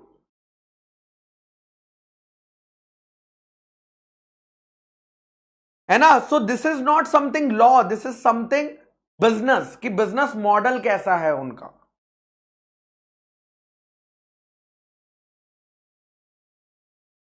ठीक है, आई होप आपके मोस्टली क्वेश्चंस मैंने आंसर कर दिए जो लिस्टिंग को लेकर थे, कि लिस्टिंग क्यों कराई जाती है, लिस्टिंग का बेनिफिट क्या होता है, लिस्टिंग कराने का बेनिफिट क्या होता है ना? अच्छा, अब एक और आगे चलते हैं, बिकॉज अब बातें उठ ही रही हैं तो दूर तक जानी चाहिए, है ना? जब बात उठा ही दी है तो थोड़ी दूर तक जानी चाहिए। चलिए, डिक्चिक डिक्चिक डिक्चिक डिक्चिक डिक्चिक डिक्चिक डिक्चिक डिक्चिक डिक्चिक डिक्चिक डिक्चिक, हाँ समझ गए। चलिए आइए, मुन्नी ब्रेक दे रहे हैं, बस एक दो क्वेश्चन पूछ लूं फिर चलेंगे। मान लीजिए एक कंपनी, पेटीएम का एग्जांपल ले, पेटीएम का एग्जांपल लें। पेटीएम कंपनी मान लीजिए पब्लिक ऑफर लाई थी कुछ टाइम पहले, आपको पता होगा, पब्लिक ऑफर लाई थी 100 करोड़ रुपीस का, 100 करोड़ रुपीस का क्या लाई थी, पब्लिक ऑफर लेकर आई थी, 100 करोड़ का मान के चलते हैं, ठीक है, ओके। उस पर पब्लिक ने पैसा लगाया, पब्लिक ने पैसा लगाया, मान लीजिए जब वो लाए थे उस टाइम पे शेयर्स का प्राइस मान लेते हैं 3,000 रुपए का, मान के चलते हैं 3,000, 2,000 कर लेते हैं, चलिए 2,000 कर लेते हैं, 2,000 रुपए पर शेयर का प्राइस था, ठीक है। और ऐसे करके कंपनी ने 100 करोड़ उठाए, पूरा लीगल प्रोसीजर फॉलो करके पैसा उठा लिया, पूरा लीगल प्रोसीजर करके पैसा उठा लिया।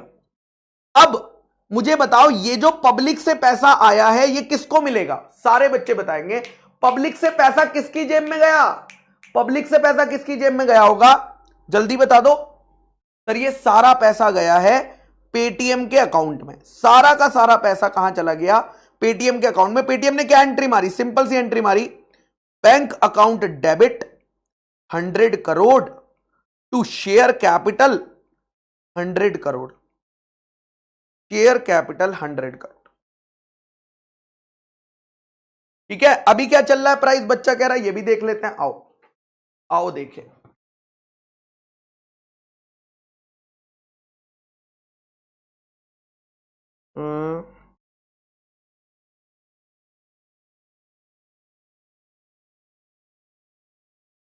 $350 चल रहा है, अभी $350 चल रहा है, ठीक है। अब मान लीजिए आज की तारीख में ये प्राइस $350 पर शेयर हो गया, सारे बच्चे बताएंगे इसमें नुकसान किसका हो रहा है, कंपनी का नुकसान हुआ है या इन लोगों का नुकसान हुआ है जिन्होंने शेयर 2,000 में खरीदा था। जिन लोगों ने शेयर 2,000 में खरीदा था, जिन लोगों ने शेयर 2,000 में खरीदा था, वो नुकसान किसका हुआ, इन लोगों का नुकसान होगा या पेटीएम का नुकसान होगा। पोर्टफोलियो दिखा दो बेटा मेरे पास, गरीब के पास बेटा पोर्टफोलियो नहीं होता है बेटा, एक गरीब टीचर के पास। अरे भाई आपने एक सामान 2,000 का खरीदा, उसकी, अब देखो मान लो इसमें से गुरप्रीत सर का एग्जांपल ले लेते हैं, गुरप्रीत सर एकदम घटिया इन्वेस्टर है।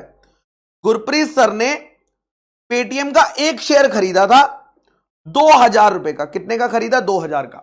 आज उसकी वैल्यू ₹350 चल रही है, आज उसकी वैल्यू ₹350 चल रही है, ₹350, ठीक है। तो अब मैं अगर इस शेयर को बेचूंगा तो नुकसान किसका होगा, 2,000 माइनस ₹350, भाई मेरा पैसा डूबेगा ना। 2,000 माइनस 350 बताओ कितना आएगा, ₹1,650, मेरा 1,650 का लॉस हुआ। सर पेटीएम का लॉस क्यों नहीं हुआ, सर पेटीएम का लॉस क्यों नहीं हुआ, अबे पेटीएम ने तो मेरे 2,000 रुपए पहले ही ले लिए, तुम समझो, पेटीएम ने तो मेरे पहले पैसे बैंक में डाल लिए, 2,000 पेटीएम को मिले, 2,000 रुपए पेटीएम को मिले, उसे मिल चुके हैं, वो खर्च भी चुका होगा अब तक, वो उड़ा दिया भाई मेरा पैसा 2,000 रुपए का, लेकिन मुझे यही मिला है।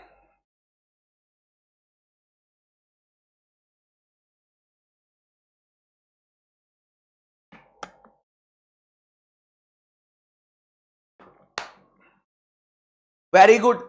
एक और अच्छा क्वेश्चन आया, सर सर, मैंने कहा हाँ हाँ, सर सर सर सर, मैंने कहा हाँ हाँ हाँ हाँ, सर ये बताओ ना सर कि कंपनी पब्लिक ऑफर बस एक ही बार करती है क्या? कंपनी पब्लिक ऑफर सिर्फ एक बार करती है या बार बार करती है? बेटा, एक कंपनी पब्लिक ऑफर जितनी बार चाहे उतनी बार कर सकती है, जितनी बार चाहे उतनी बार कर सकती है। तो सर पता कैसे चलता है कि कितनी बार पब्लिक ऑफर करना चाहिए? मेरे दोस्त, कंपनी को जब जब पैसे की जरूरत होगी, मान लो कंपनी को आज 100 करोड़ चाहिए, तो कंपनी मार्केट में जाएगी और कहेगी मुझे 100 करोड़ का पब्लिक ऑफर ला रही हूं। हो सकता है 1 साल बाद पैसों की दोबारा जरूरत पड़े, तो कंपनी 500 करोड़ की जरूरत पड़ी, 500 करोड़ का पब्लिक ऑफर लेकर आएगी। अब कंपनी को अपने बिजनेस के लिए कब पैसों की जरूरत पड़ेगी, ये मैं कैसे बता सकता हूं? उसने मुझसे पैसा सिर्फ इसलिए मांगा है क्योंकि उसे अपने बिजनेस में पैसों की जरूरत थी।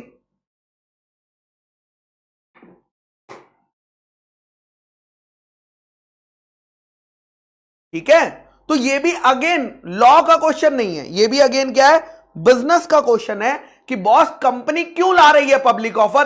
क्योंकि उसे पैसे की जरूरत है, और जब उसे पैसे की जरूरत पड़ेगी तो उसके पास दो तरीके हैं, प्राइवेट प्लेसमेंट या पब्लिक ऑफर, प्राइवेट प्लेसमेंट या पब्लिक ऑफर।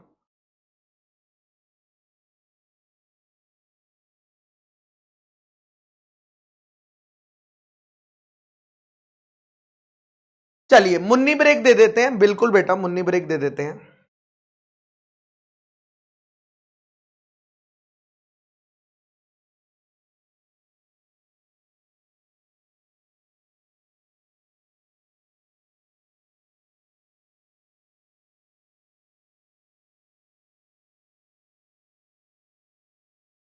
ऐसा पहली बार हुआ है 17-18 सालों में।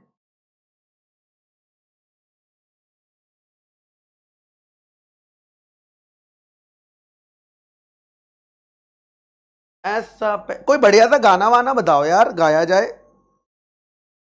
बेटा आज गुरप्रीत सर इसलिए नहीं आए हैं, उन्हें स्टॉक मार्केट, शेयर मार्केट कुछ नहीं पता है उन्हें। वो कहेंगे कि क्लास में बेइज्जती हो जाएगी बच्चों के सामने, उन्हें नहीं पता था, तो उन्होंने मुझे भेजा है कि सर मेरी इज्जत बचा लीजिए। चुरप्रीत भाई पैर दबाए हैं उन्होंने 10 मिनट, मेरे 10 मिनट पैर दबाए हैं, तब जाके मैं यहां आया हूं, वरना नहीं आने वाला था मैं। मैंने मना भी किया था उसे, पेटीएम मत खरीद मत खरीद, खरीद लिया, खरीद लिया, अब रो रहा है, खरीदा है रो रहा है भाई साहब। अब आप बताओ, एक बंदा जिसकी सैलरी 3,500 रुपए महीना है, उसने 2,000 रुपए का पेटीएम का शेयर खरीदा। आप बताओ, मतलब 50% सैलरी जो है उसने शेयर में लगा दी, एक ही शेयर खरीदा, आज वो 350 का चल रहा है, कितना नुकसान में है वो भाई।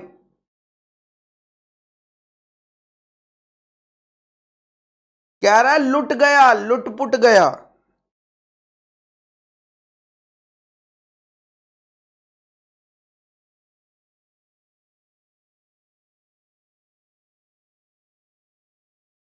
नहीं जगजोत बेटा, ईयरली।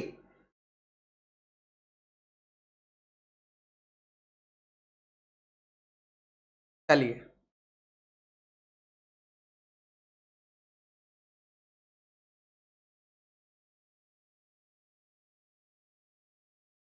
आइए, जिंदगी सवार दूं, एक नई बहार दूं, दुनिया ही बदल दूं, मैं तो प्यारा सा चमत्कार हूं। मैं किसी का सपना हूं जो आज बन चुका हूं सच। अब ये मेरा सपना है कि सबके सपने सच मैं करूं। आसमां को छू लूं, तितली बन उड़ूं, आ हेलीकॉप्टर, हाँ हाँ हाँ, मैं हूं एक उड़ता रोबो, डोरेमोन। मानो या न मानो, मैं हूं एक उड़ता रोबो, डोरेमोन।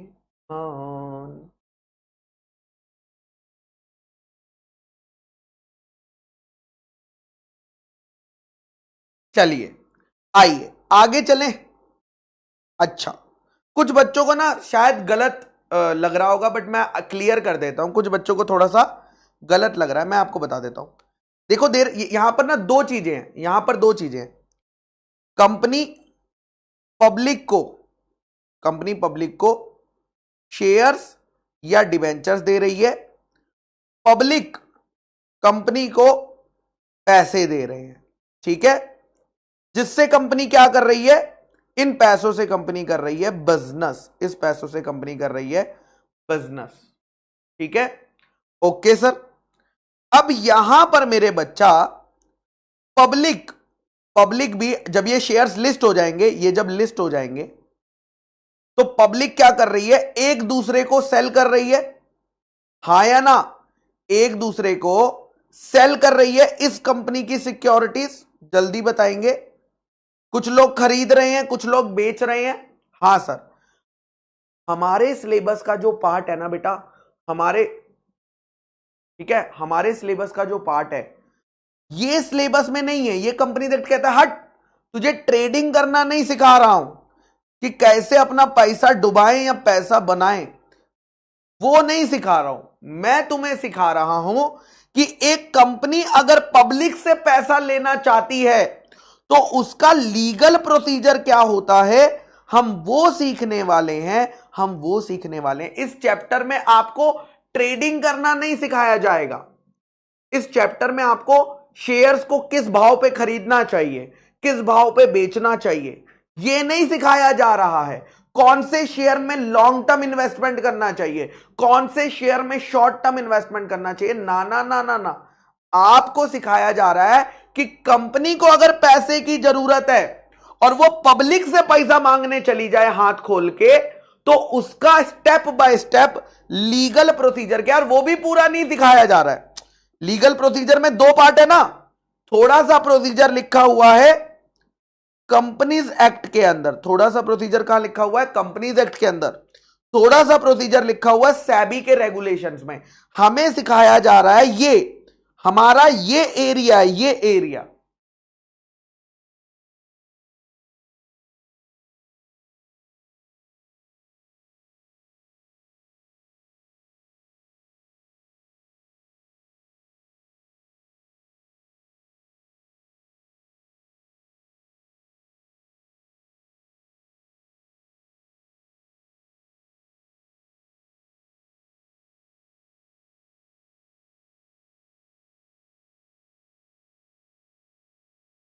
अनलिस्टेड कंपनी का प्रैक्टिकल एग्जाम्पल बता दो, अनलिस्टेड कंपनी का प्रैक्टिकल एग्जाम्पल बता दो।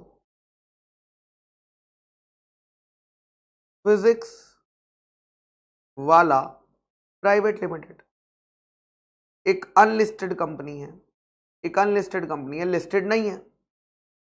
ठीक है, और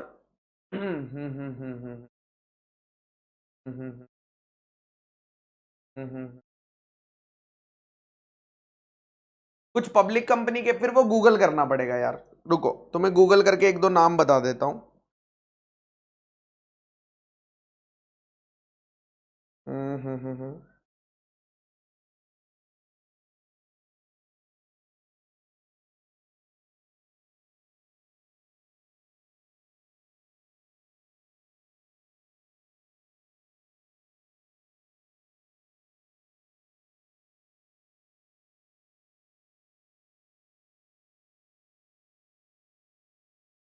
ये लीजिए, ये तो प्राइवेट है।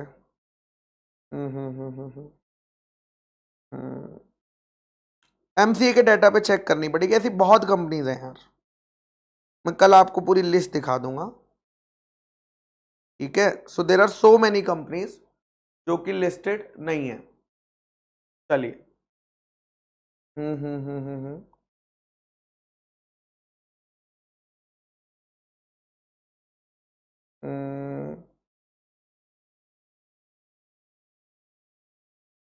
मिल गई, मिल गई भाई, मिल गई, मिल गई। आपके लिए एकदम बढ़िया कंपनी लाया हूं मैं, आपके लिए एक बढ़िया कंपनी लाया हूं। आ हा हा, इस कंपनी का नाम है ओरेवल स्टेज लिमिटेड। इस कंपनी का नाम है ओरेवल स्टेट लिमिटेड। और ये कंपनी एक अनलिस्टेड कंपनी है, ये कंपनी एक अनलिस्टेड कंपनी है, ठीक है। और ओरेवल स्टेज लिमिटेड जो है वो करती है ओयो रूम्स का बिजनेस। हा ओहो, ओयो रूम्स का बिजनेस करती है। ये कंपनी अभी तक किसी भी स्टॉक एक्सचेंज पर लिस्ट नहीं है।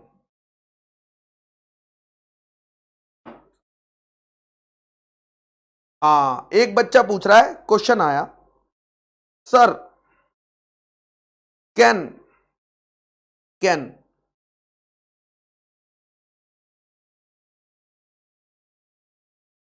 Private company can private company be list can private company list on stock exchange? क्या प्राइवेट कंपनी लिस्ट हो सकती है स्टॉक एक्सचेंज पर? क्या प्राइवेट कंपनी लिस्ट हो सकती है स्टॉक एक्सचेंज? इसका आंसर मैं दूंगा, इसका आंसर मैं दूंगा, ठीक है, लेकिन आज नहीं दूंगा। जब हमारे सेक्शन नंबर 23 से सेक्शन नंबर 41 कंप्लीट हो जाएगा, ठीक है, 41 कंप्लीट हो जाएगा। अभी कुछ यस नो कुछ नहीं, यस नो कुछ नहीं, कुछ यस नो नहीं, ठीक है, कुछ यस नो नहीं मेरे बच्चा, ओके। अभी आप छोड़ दीजिए, यस है नो है मैं आपको बताऊंगा, यस है नो है वो मैं आपको बताऊंगा, डोंट वरी। लेकिन अभी आप उतने बड़े नहीं हुए हो कि इस पॉइंट को समझ सको, अभी आप उतने बड़े नहीं हुए हो कि इस पॉइंट को समझ सको। लेकिन जब हम ये जर्नी कंप्लीट कर लेंगे ना, तो आप कॉन्सेप्चुअली समझ पाओगे कि ऐसा पॉसिबल है या नहीं है। हाँ, वेरी गुड।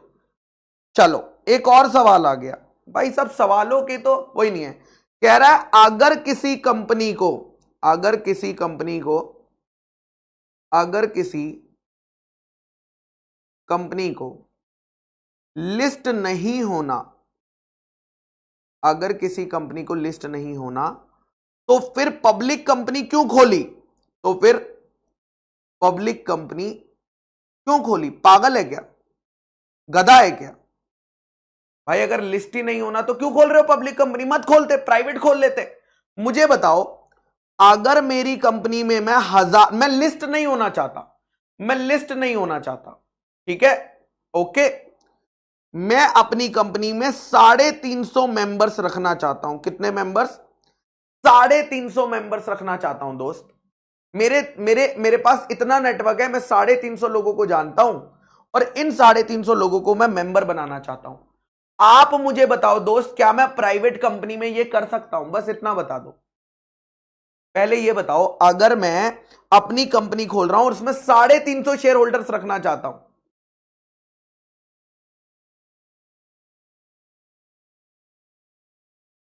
क्या बताइए, सोचो, क्या मैं कर सकता हूं? क्या मुझे नहीं करनी लिस्ट विस्ट, नहीं जाना, मुझे नहीं कर पाऊंगा। यहां तो मुझे खोलनी ही पब्लिक कंपनी पड़ेगी ना मेरे दोस्त।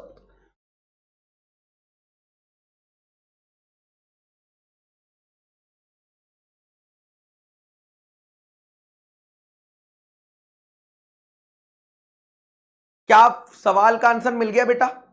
है ना, सवाल का आंसर तुम्हारे जो तुमने कॉन्सेप्ट पहले पढ़े हुए वहीं से मिल जाता है कई बार।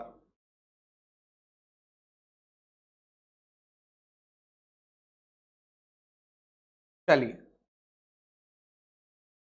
आइए, ठीक है, बहुत हो गए डाउट्स, अब बुक पे चलते हैं ना, अब बुक पर चलते हैं, अब और डाउट्स की बातें नहीं होंगी।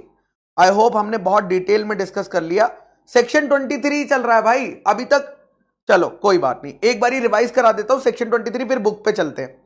सेक्शन 23 ये बताता है, सेक्शन 23 का सब सेक्शन 1 कहता है, सब सेक्शन 1 कहता है कि पब्लिक कंपनी, अगर तुम अपनी सिक्योरिटीज को इशू करना चाहती हो, सिक्योरिटीज को इशू करना चाहती हो मतलब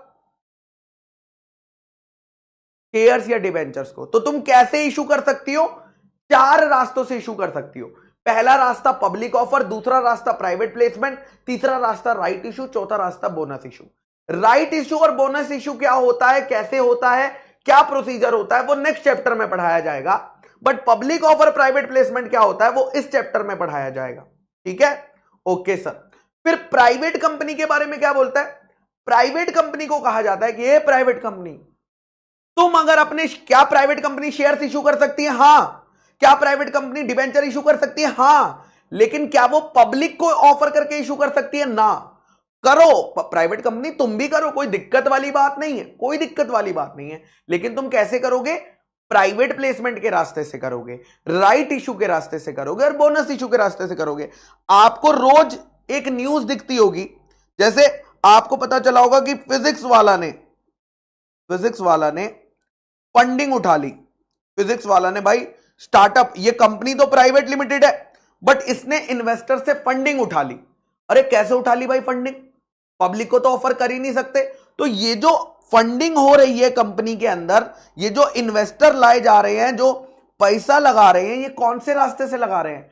पब्लिक ऑफर से या प्राइवेट प्लेसमेंट से? प्राइवेट प्लेसमेंट से दोस्त।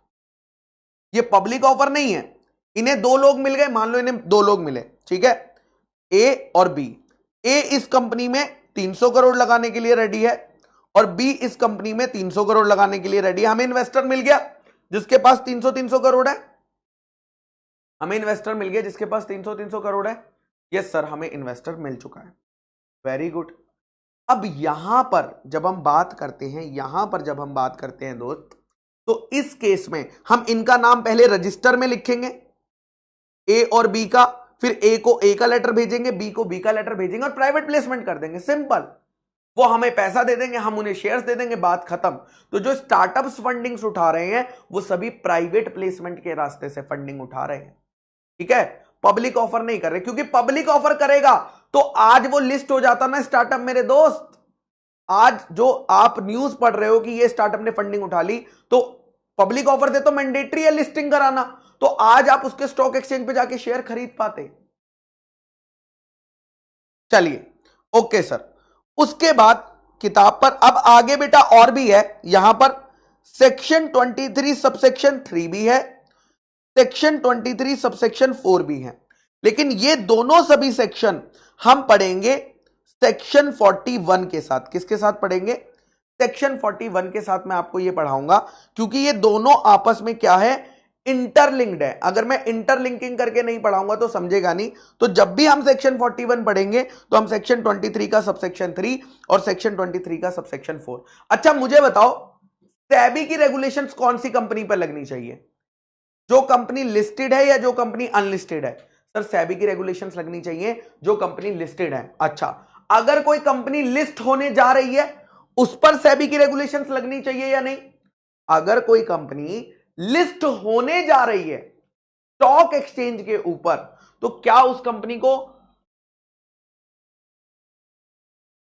कंपनी को सेबी की रेगुलेशन लगनी चाहिए? अभी लिस्ट हुई नहीं है लेकिन प्रोसीजर कर रही है, तो क्या उसे भी? तो ऐसी कंपनी जो लिस्ट हो चुकी है या जो लिस्ट होने वाली है, जो एप्लीकेशन वगैरह फाइल कर रही है स्टॉक एक्सचेंज में कि भैया मुझे लिस्ट कर दो, उन सभी पर क्या लगेगा?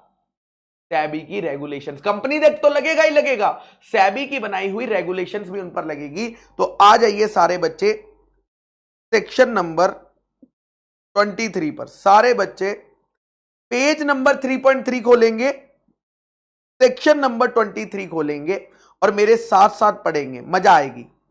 As per section 23 subsection 1, public company, कौन सी कंपनी? पब्लिक कंपनी इशू कर सकती है। क्या इशू कर सकती है?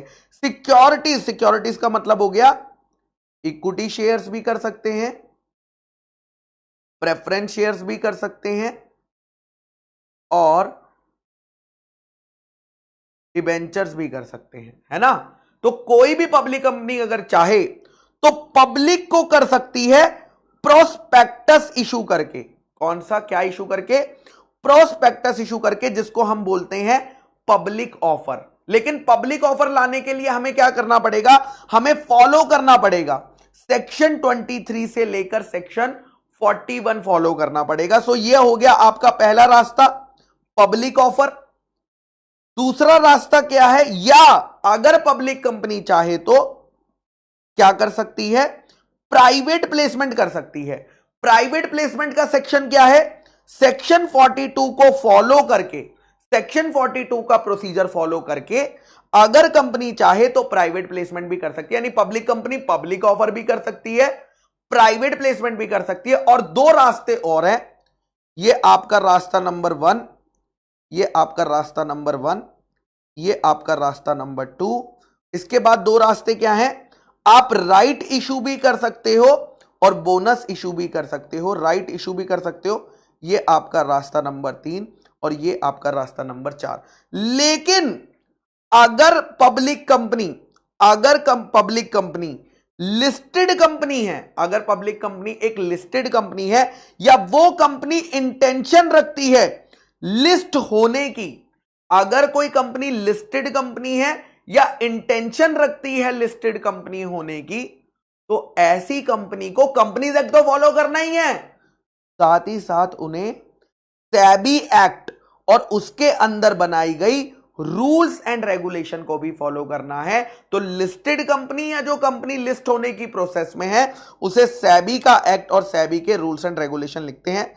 ये क्या फालतू बना लिखा हुआ है? नंबर 2 यहां लिखकर सेबी एक्ट के आगे, इन्होंने सेबी एक्ट के आगे 1992 लिखा और फिर यहां पर लिख दिया 2, और 2 का मतलब यहां पर लिखा है 15 ऑफ 1992। ये बता दिया था क्या गुरप्रीत सर ने?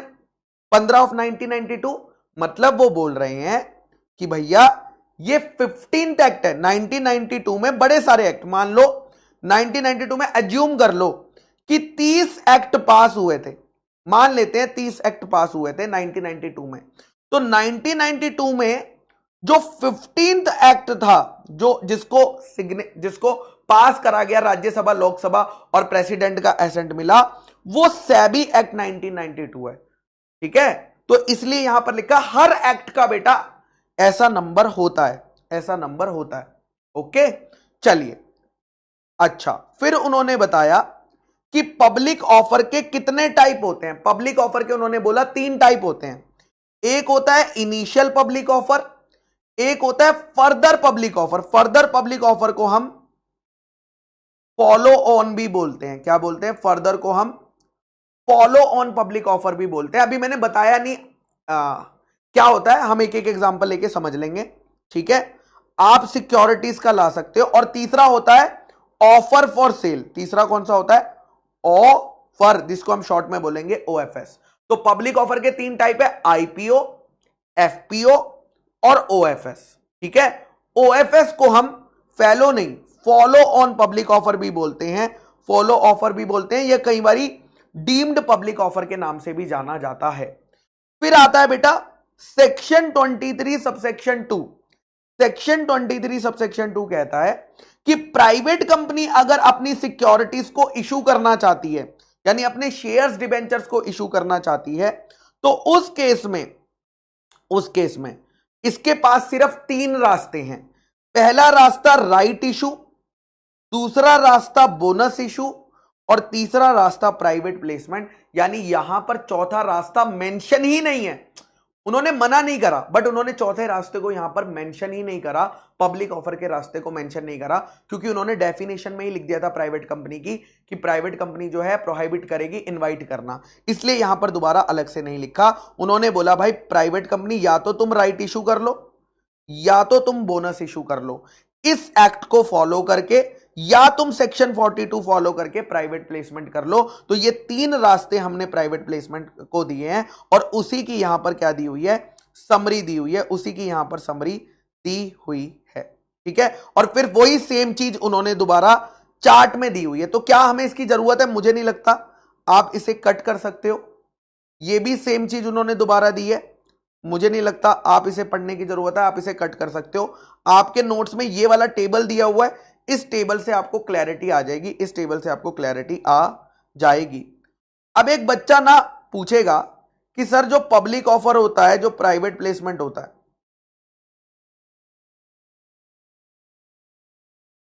एक बच्चा पूछेगा सर अभी आपने बताया कि public offer, private placement, right issue, ये सब होता है राइट इशू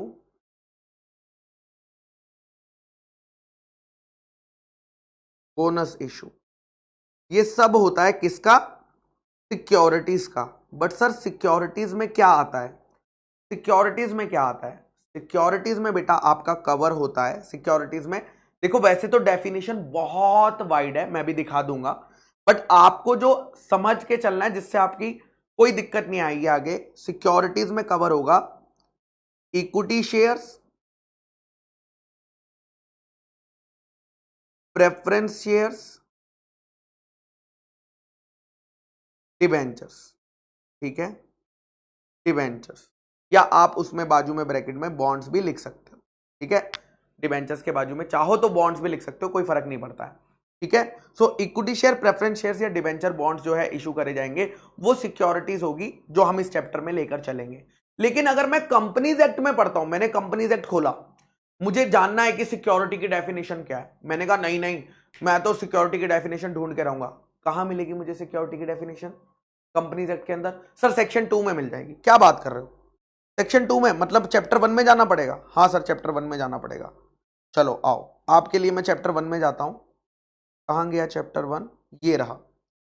और आपके लिए सिक्योरिटी की डेफिनेशन देखता हूं, क्या यहां दी हुई है? क्या क्या यहां पर दी हुई है क्या? चिक चिक चिक चिक चिक चिक।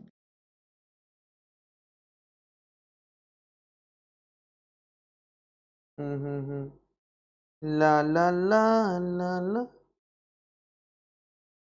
हम्म अच्छा, मॉड्यूल में कह रहा है बच्चा कि इधर ही दी हुई है। क्या बात कर रहे हो सच में? चलो यहीं पर दी हुई है, आ जाइए, यहीं पर दी हुई है पेज नंबर 3.5 पर।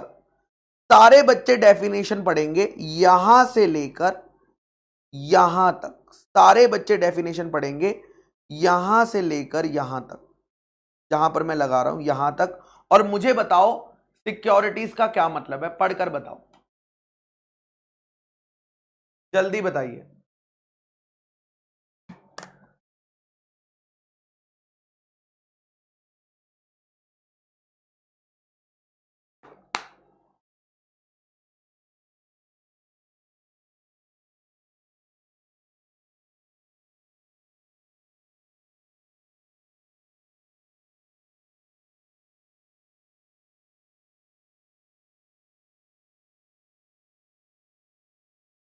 यस प्रजापति।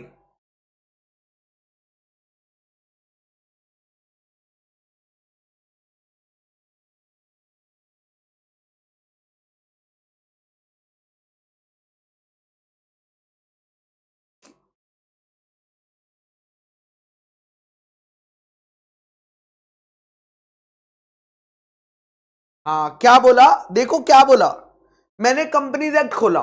ध्यान से सुनना, आप सारे बच्चे ध्यान से सुनना। मैंने कंपनीज एक्ट खोला, मैंने कहा कंपनीज एक्ट में जरा देखे सिक्योरिटीज की क्या डेफिनेशन है।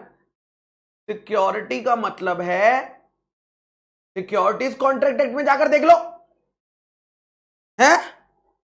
सिक्योरिटीज का मतलब क्या है? कह रहे सिक्योरिटीज एक्ट में जाकर देख लो।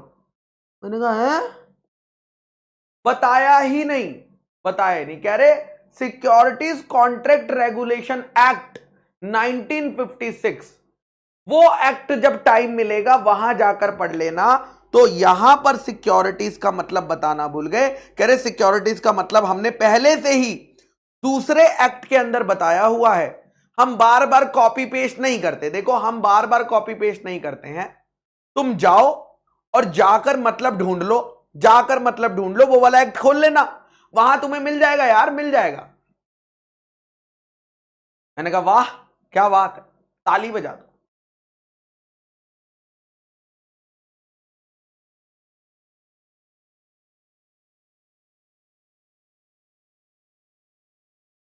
ठीक है, हाँ बिल्कुल एसबीआई बैंक की तरह है बेटा।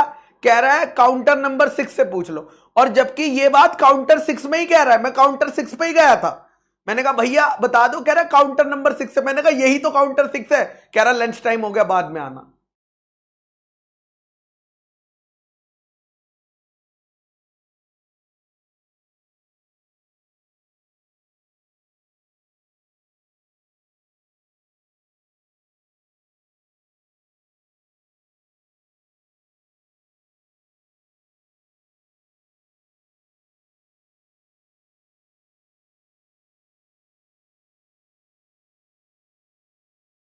चलिए, अच्छा सुनो मेरी बात, सुनो सुनो सुनो सुनो। अब देखो, आपको यहां पर नीचे देख रहे हो कितनी बड़ी है, ये देख रहे हो, यहां से लेकर, देखो यहां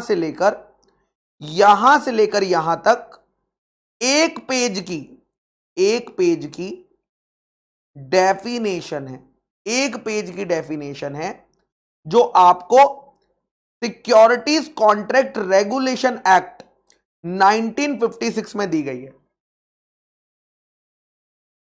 ठीक है, एक पेज की डेफिनेशन है, सिक्योरिटीज कॉन्ट्रैक्ट एक्ट में दी हुई है, but exam point of view से देखो, इतना ज्यादा आपको, देखो अगर मैं ये पढ़ाने जाऊंगा, आप बहुत ज्यादा हमारे दिन इसी में चले जाएंगे।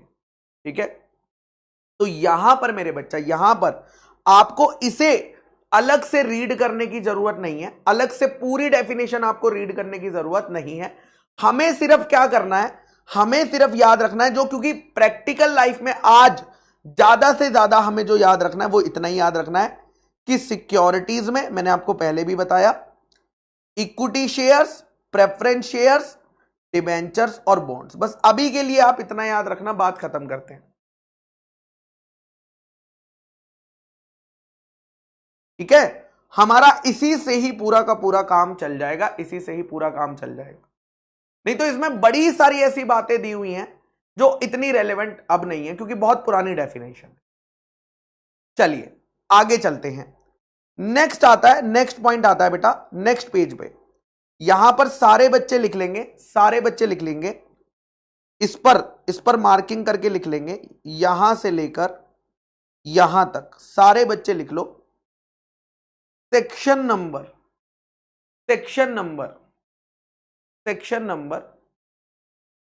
23 subsection 3 and 23 subsection 4 is covered, will be covered, लिख लो ताकि मुझे भी याद रहेगा, will be covered with section number 41। ठीक है, will be covered with section number 41।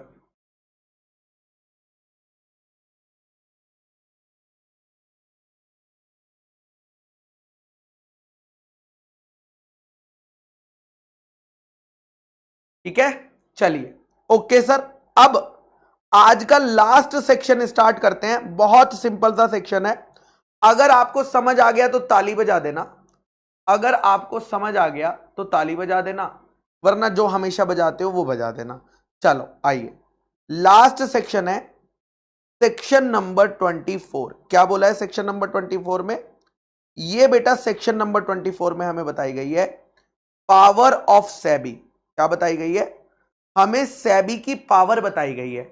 अगर कोई कंपनी, ध्यान से सुनना, दो टाइप की कंपनी है, ठीक है, दो टाइप की कंपनी है। एक कंपनी जो कि लिस्टेड कंपनी है, एक कंपनी जो कि अनलिस्टेड कंपनी है, अनलिस्टेड कंपनी है। ठीक है, एक कंपनी लिस्टेड कंपनी है और एक कंपनी क्या है?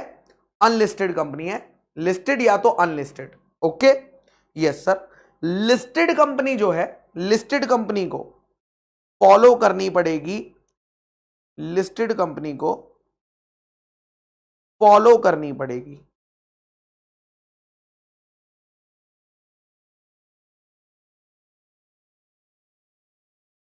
फॉलो करनी पड़ेगी सेबी की रेगुलेशंस, फॉलो करनी पड़ेगी सेबी की रेगुलेशंस।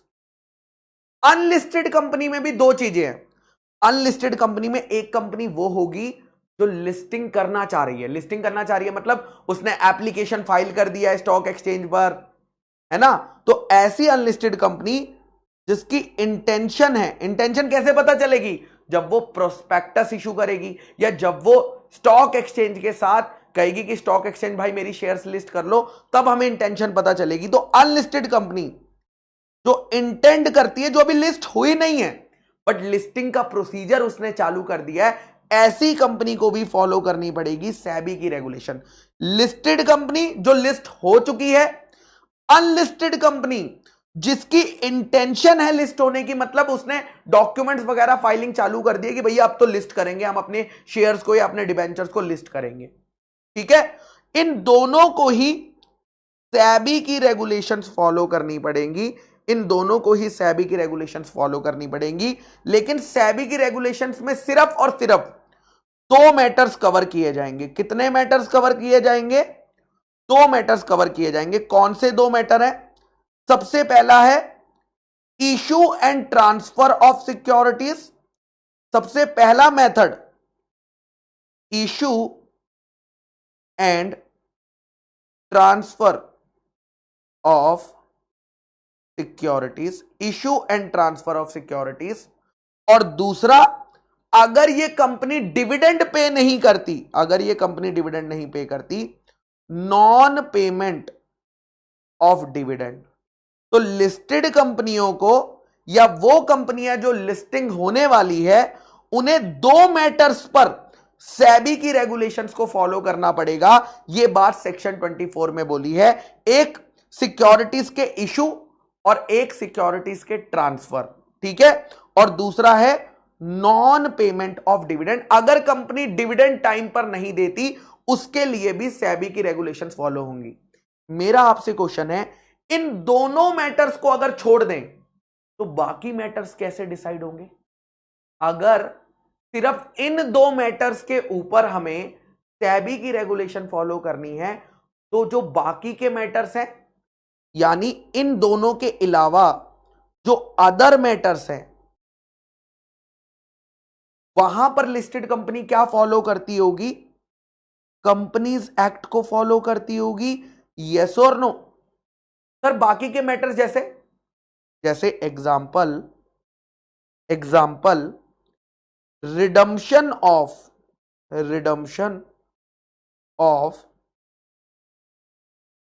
Preference shares. रिडम्पशन और प्रेफरेंस शेयर्स के बारे में सुना है? सेक्शन नंबर 55 में हम पढ़ेंगे।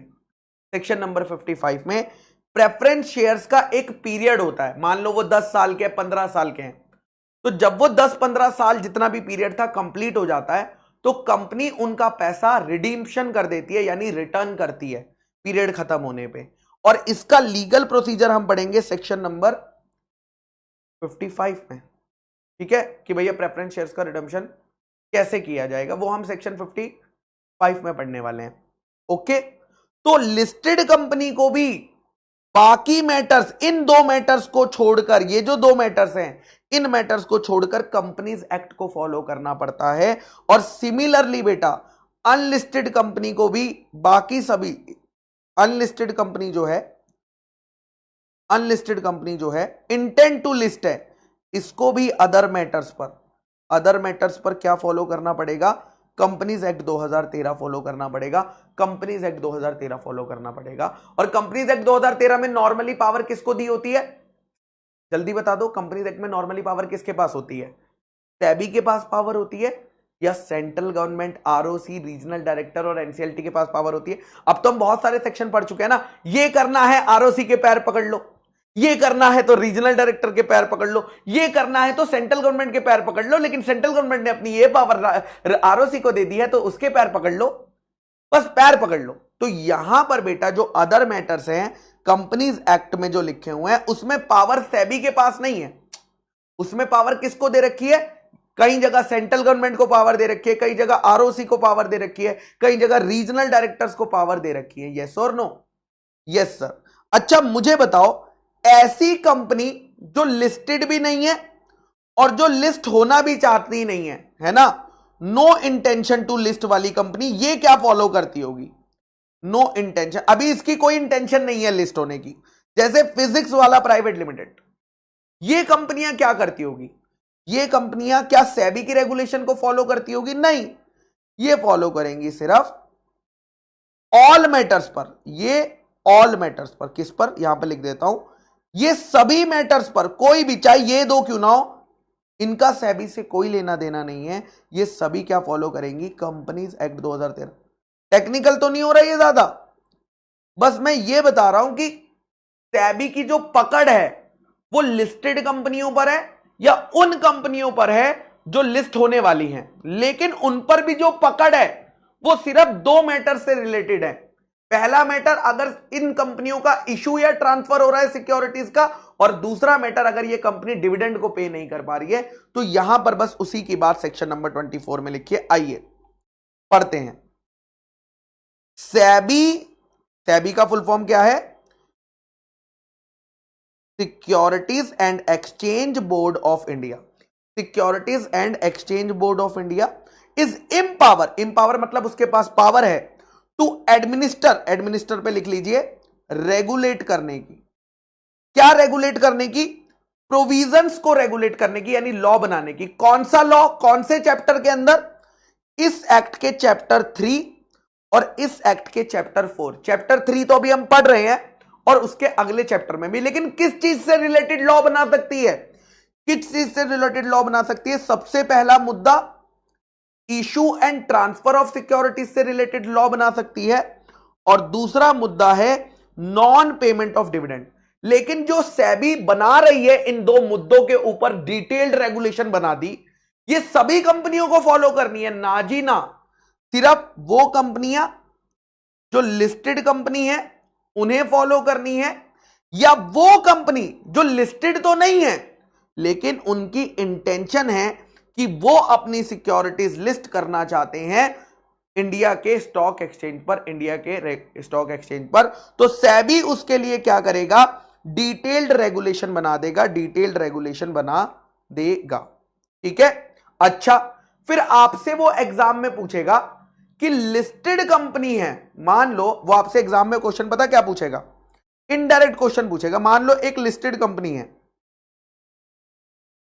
एक लिस्टेड कंपनी है और उसे प्रेफरेंस शेयर्स को रिडीम करना है, उसे प्रेफरेंस शेयर्स को रिडीम करना है। तो इसके लिए लिस्टेड कंपनी सेबी की रेगुलेशन फॉलो करे, क्योंकि है तो लिस्टेड कंपनी। सेबी की रेगुलेशन फॉलो करेगी या कंपनीज एक्ट 2013 फॉलो करेगी? सोच कर बताओ। क्या ये आपका सबसे पहला क्वेश्चन होना चाहिए, क्या ये मैटर जो प्रेफरेंस शेयर रिडम्पशन का है, जो प्रेफरेंस शेयर रिडम्पशन का मैटर है, क्या ये इन दोनों कैटेगरी में फॉल कर रहा है? नहीं कर रहा ना, इन दो कैटेगरी में फॉल नहीं कर रहा, क्योंकि सेबी के पास तो सिर्फ दो मैटर्स हैं। अगर ये वाला मैटर इन दो मैटर्स में फॉल नहीं करेगा तो कंपनीज एक्ट में फॉलो करेगा, तो लिस्टेड कंपनी क्या करेगी? कंपनीज एक्ट को फॉलो करेगी। यानी किसके पास जाएगी? अगर सेंट्रल गवर्नमेंट के कंपनीज एक्ट में बोला है सेंट्रल गवर्नमेंट के पास जाओ, सेंट्रल गवर्नमेंट के पास जाएंगे। अगर बोला है आरओसी के पास जाओ, आरओसी के पास जाएंगे। अगर सेंट्रल गवर्नमेंट को बोला है कि central government ROC regional director के पास जाना है, रीजनल डायरेक्टर के पास जाओ। अगर बोला एनसीएलटी के पास जाओ तो एनसीएलटी के पास जाएंगे, है ना। तो यही बात यहां पर मेंशन है, देखो ध्यान से पढ़ना आराम से। All others matter, all other matter मतलब ऊपर के दो मैटर्स को छोड़कर, ऊपर के दो मैटर्स को छोड़कर, जैसे कि प्रोस्पेक्टस से रिलेटेड बातें, जैसे कि अलॉटमेंट की बातें, बड़ी सारी बातें हैं, अभी आपको हो सकता नहीं पता चले, जैसे कि प्रेफरेंस शेयर्स रिडम्पशन की बातें, ये सारी बातें हम लोग किसकी फॉलो करेंगे? कंपनीज एक्ट की फॉलो करेंगी, भले ही कंपनी लिस्टेड क्यों ना हो। और इसे रेगुलेट कौन करेगा? या तो सेंट्रल गवर्नमेंट, अगर एक्ट के अंदर सेंट्रल गवर्नमेंट के पास पावर है सेंट्रल गवर्नमेंट पे करेगी। ट्राइब्यूनल, अगर ट्राइब्यूनल के पास पावर है ट्राइब्यूनल करेगा। आरओसी के पास पावर है तो आरओसी करेगी। सारे बच्चे इस ट्रू फॉल्स को खुद से पढ़ेंगे, इस ट्रू फॉल्स को खुद से पढ़ेंगे। चलिए, इस ट्रू फॉल्स को सारे बच्चे खुद से पढ़ेंगे। मुझे लगता है अब आपको समझ आ जाएगा।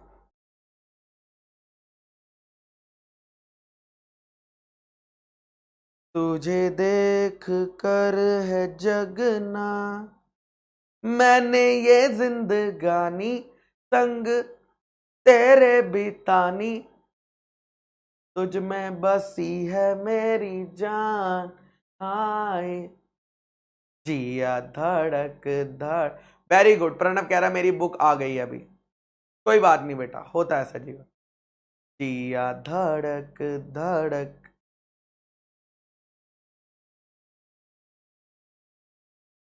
ठीक है, तो क्या लिखा है भैया यहां पर? Statement, the power to control, the power to regulate, administer में लिख लीजिए, द पावर टू रेगुलेट। ठीक है, the power to regulate the matters pertaining to redemption of preference shares, pertaining to redemption of preference shares by listed company. vested का मतलब है given, किसको दी गई है, किसको असाइन करी गई है, किसको असाइन करी गई है, कह रहे हैं सेबी को दी हुई है। तो ये आंसर क्या हो गया बेटा, फॉल्स, क्योंकि अदर मैटर्स में कंपनीज एक्ट को फॉलो किया जाता है, कंपनीज एक्ट को फॉलो किया जाता है।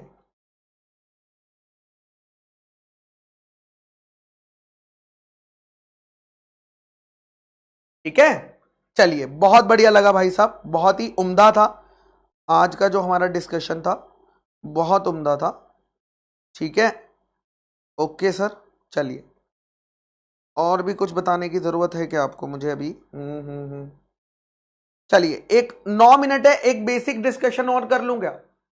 9 मिनट है क्या, एक छोटा सा और डिस्कशन कर लूं? टारगेट तो पूरा हो चुका है,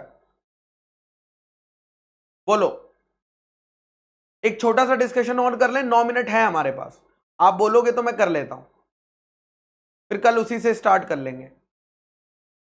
लॉजिक्स डेवलप करूंगा, लॉ नहीं पढ़ाऊंगा, लॉ नहीं पढ़ाऊंगा, लॉजिक पे बात होगी। ठीक है, वेरी गुड।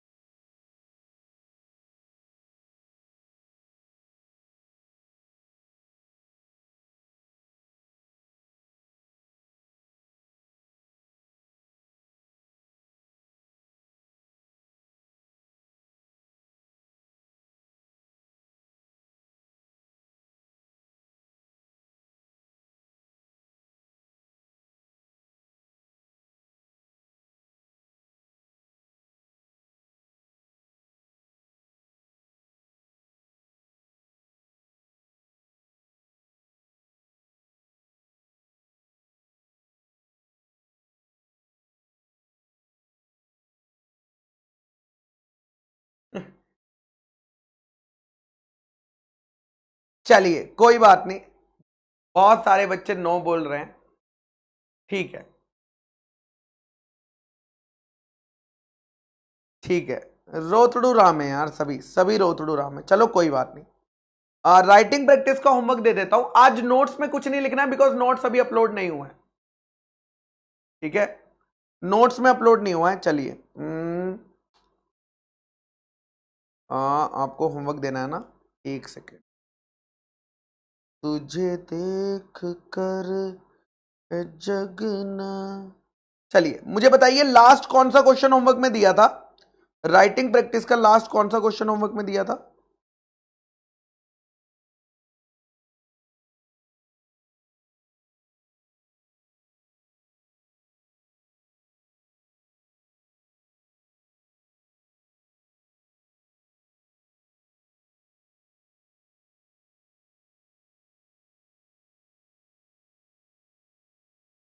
फिफ्थ क्वेश्चन दिया था, ओके ओके, फिफ्थ क्वेश्चन दिया था, ठीक है, 2 क्वेश्चन दे दूं चलेगा?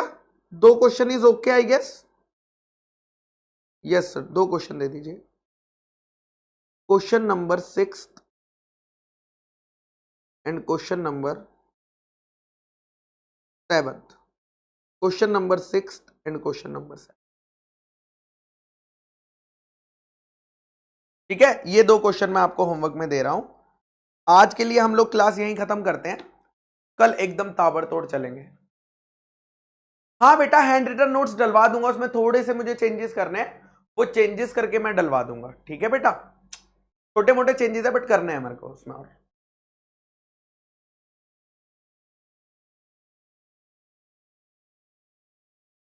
ठीक है, चलिए, प्रजापति बेटा अगर नहीं होगा तो कंपनीज एक्ट, ओके बेटा।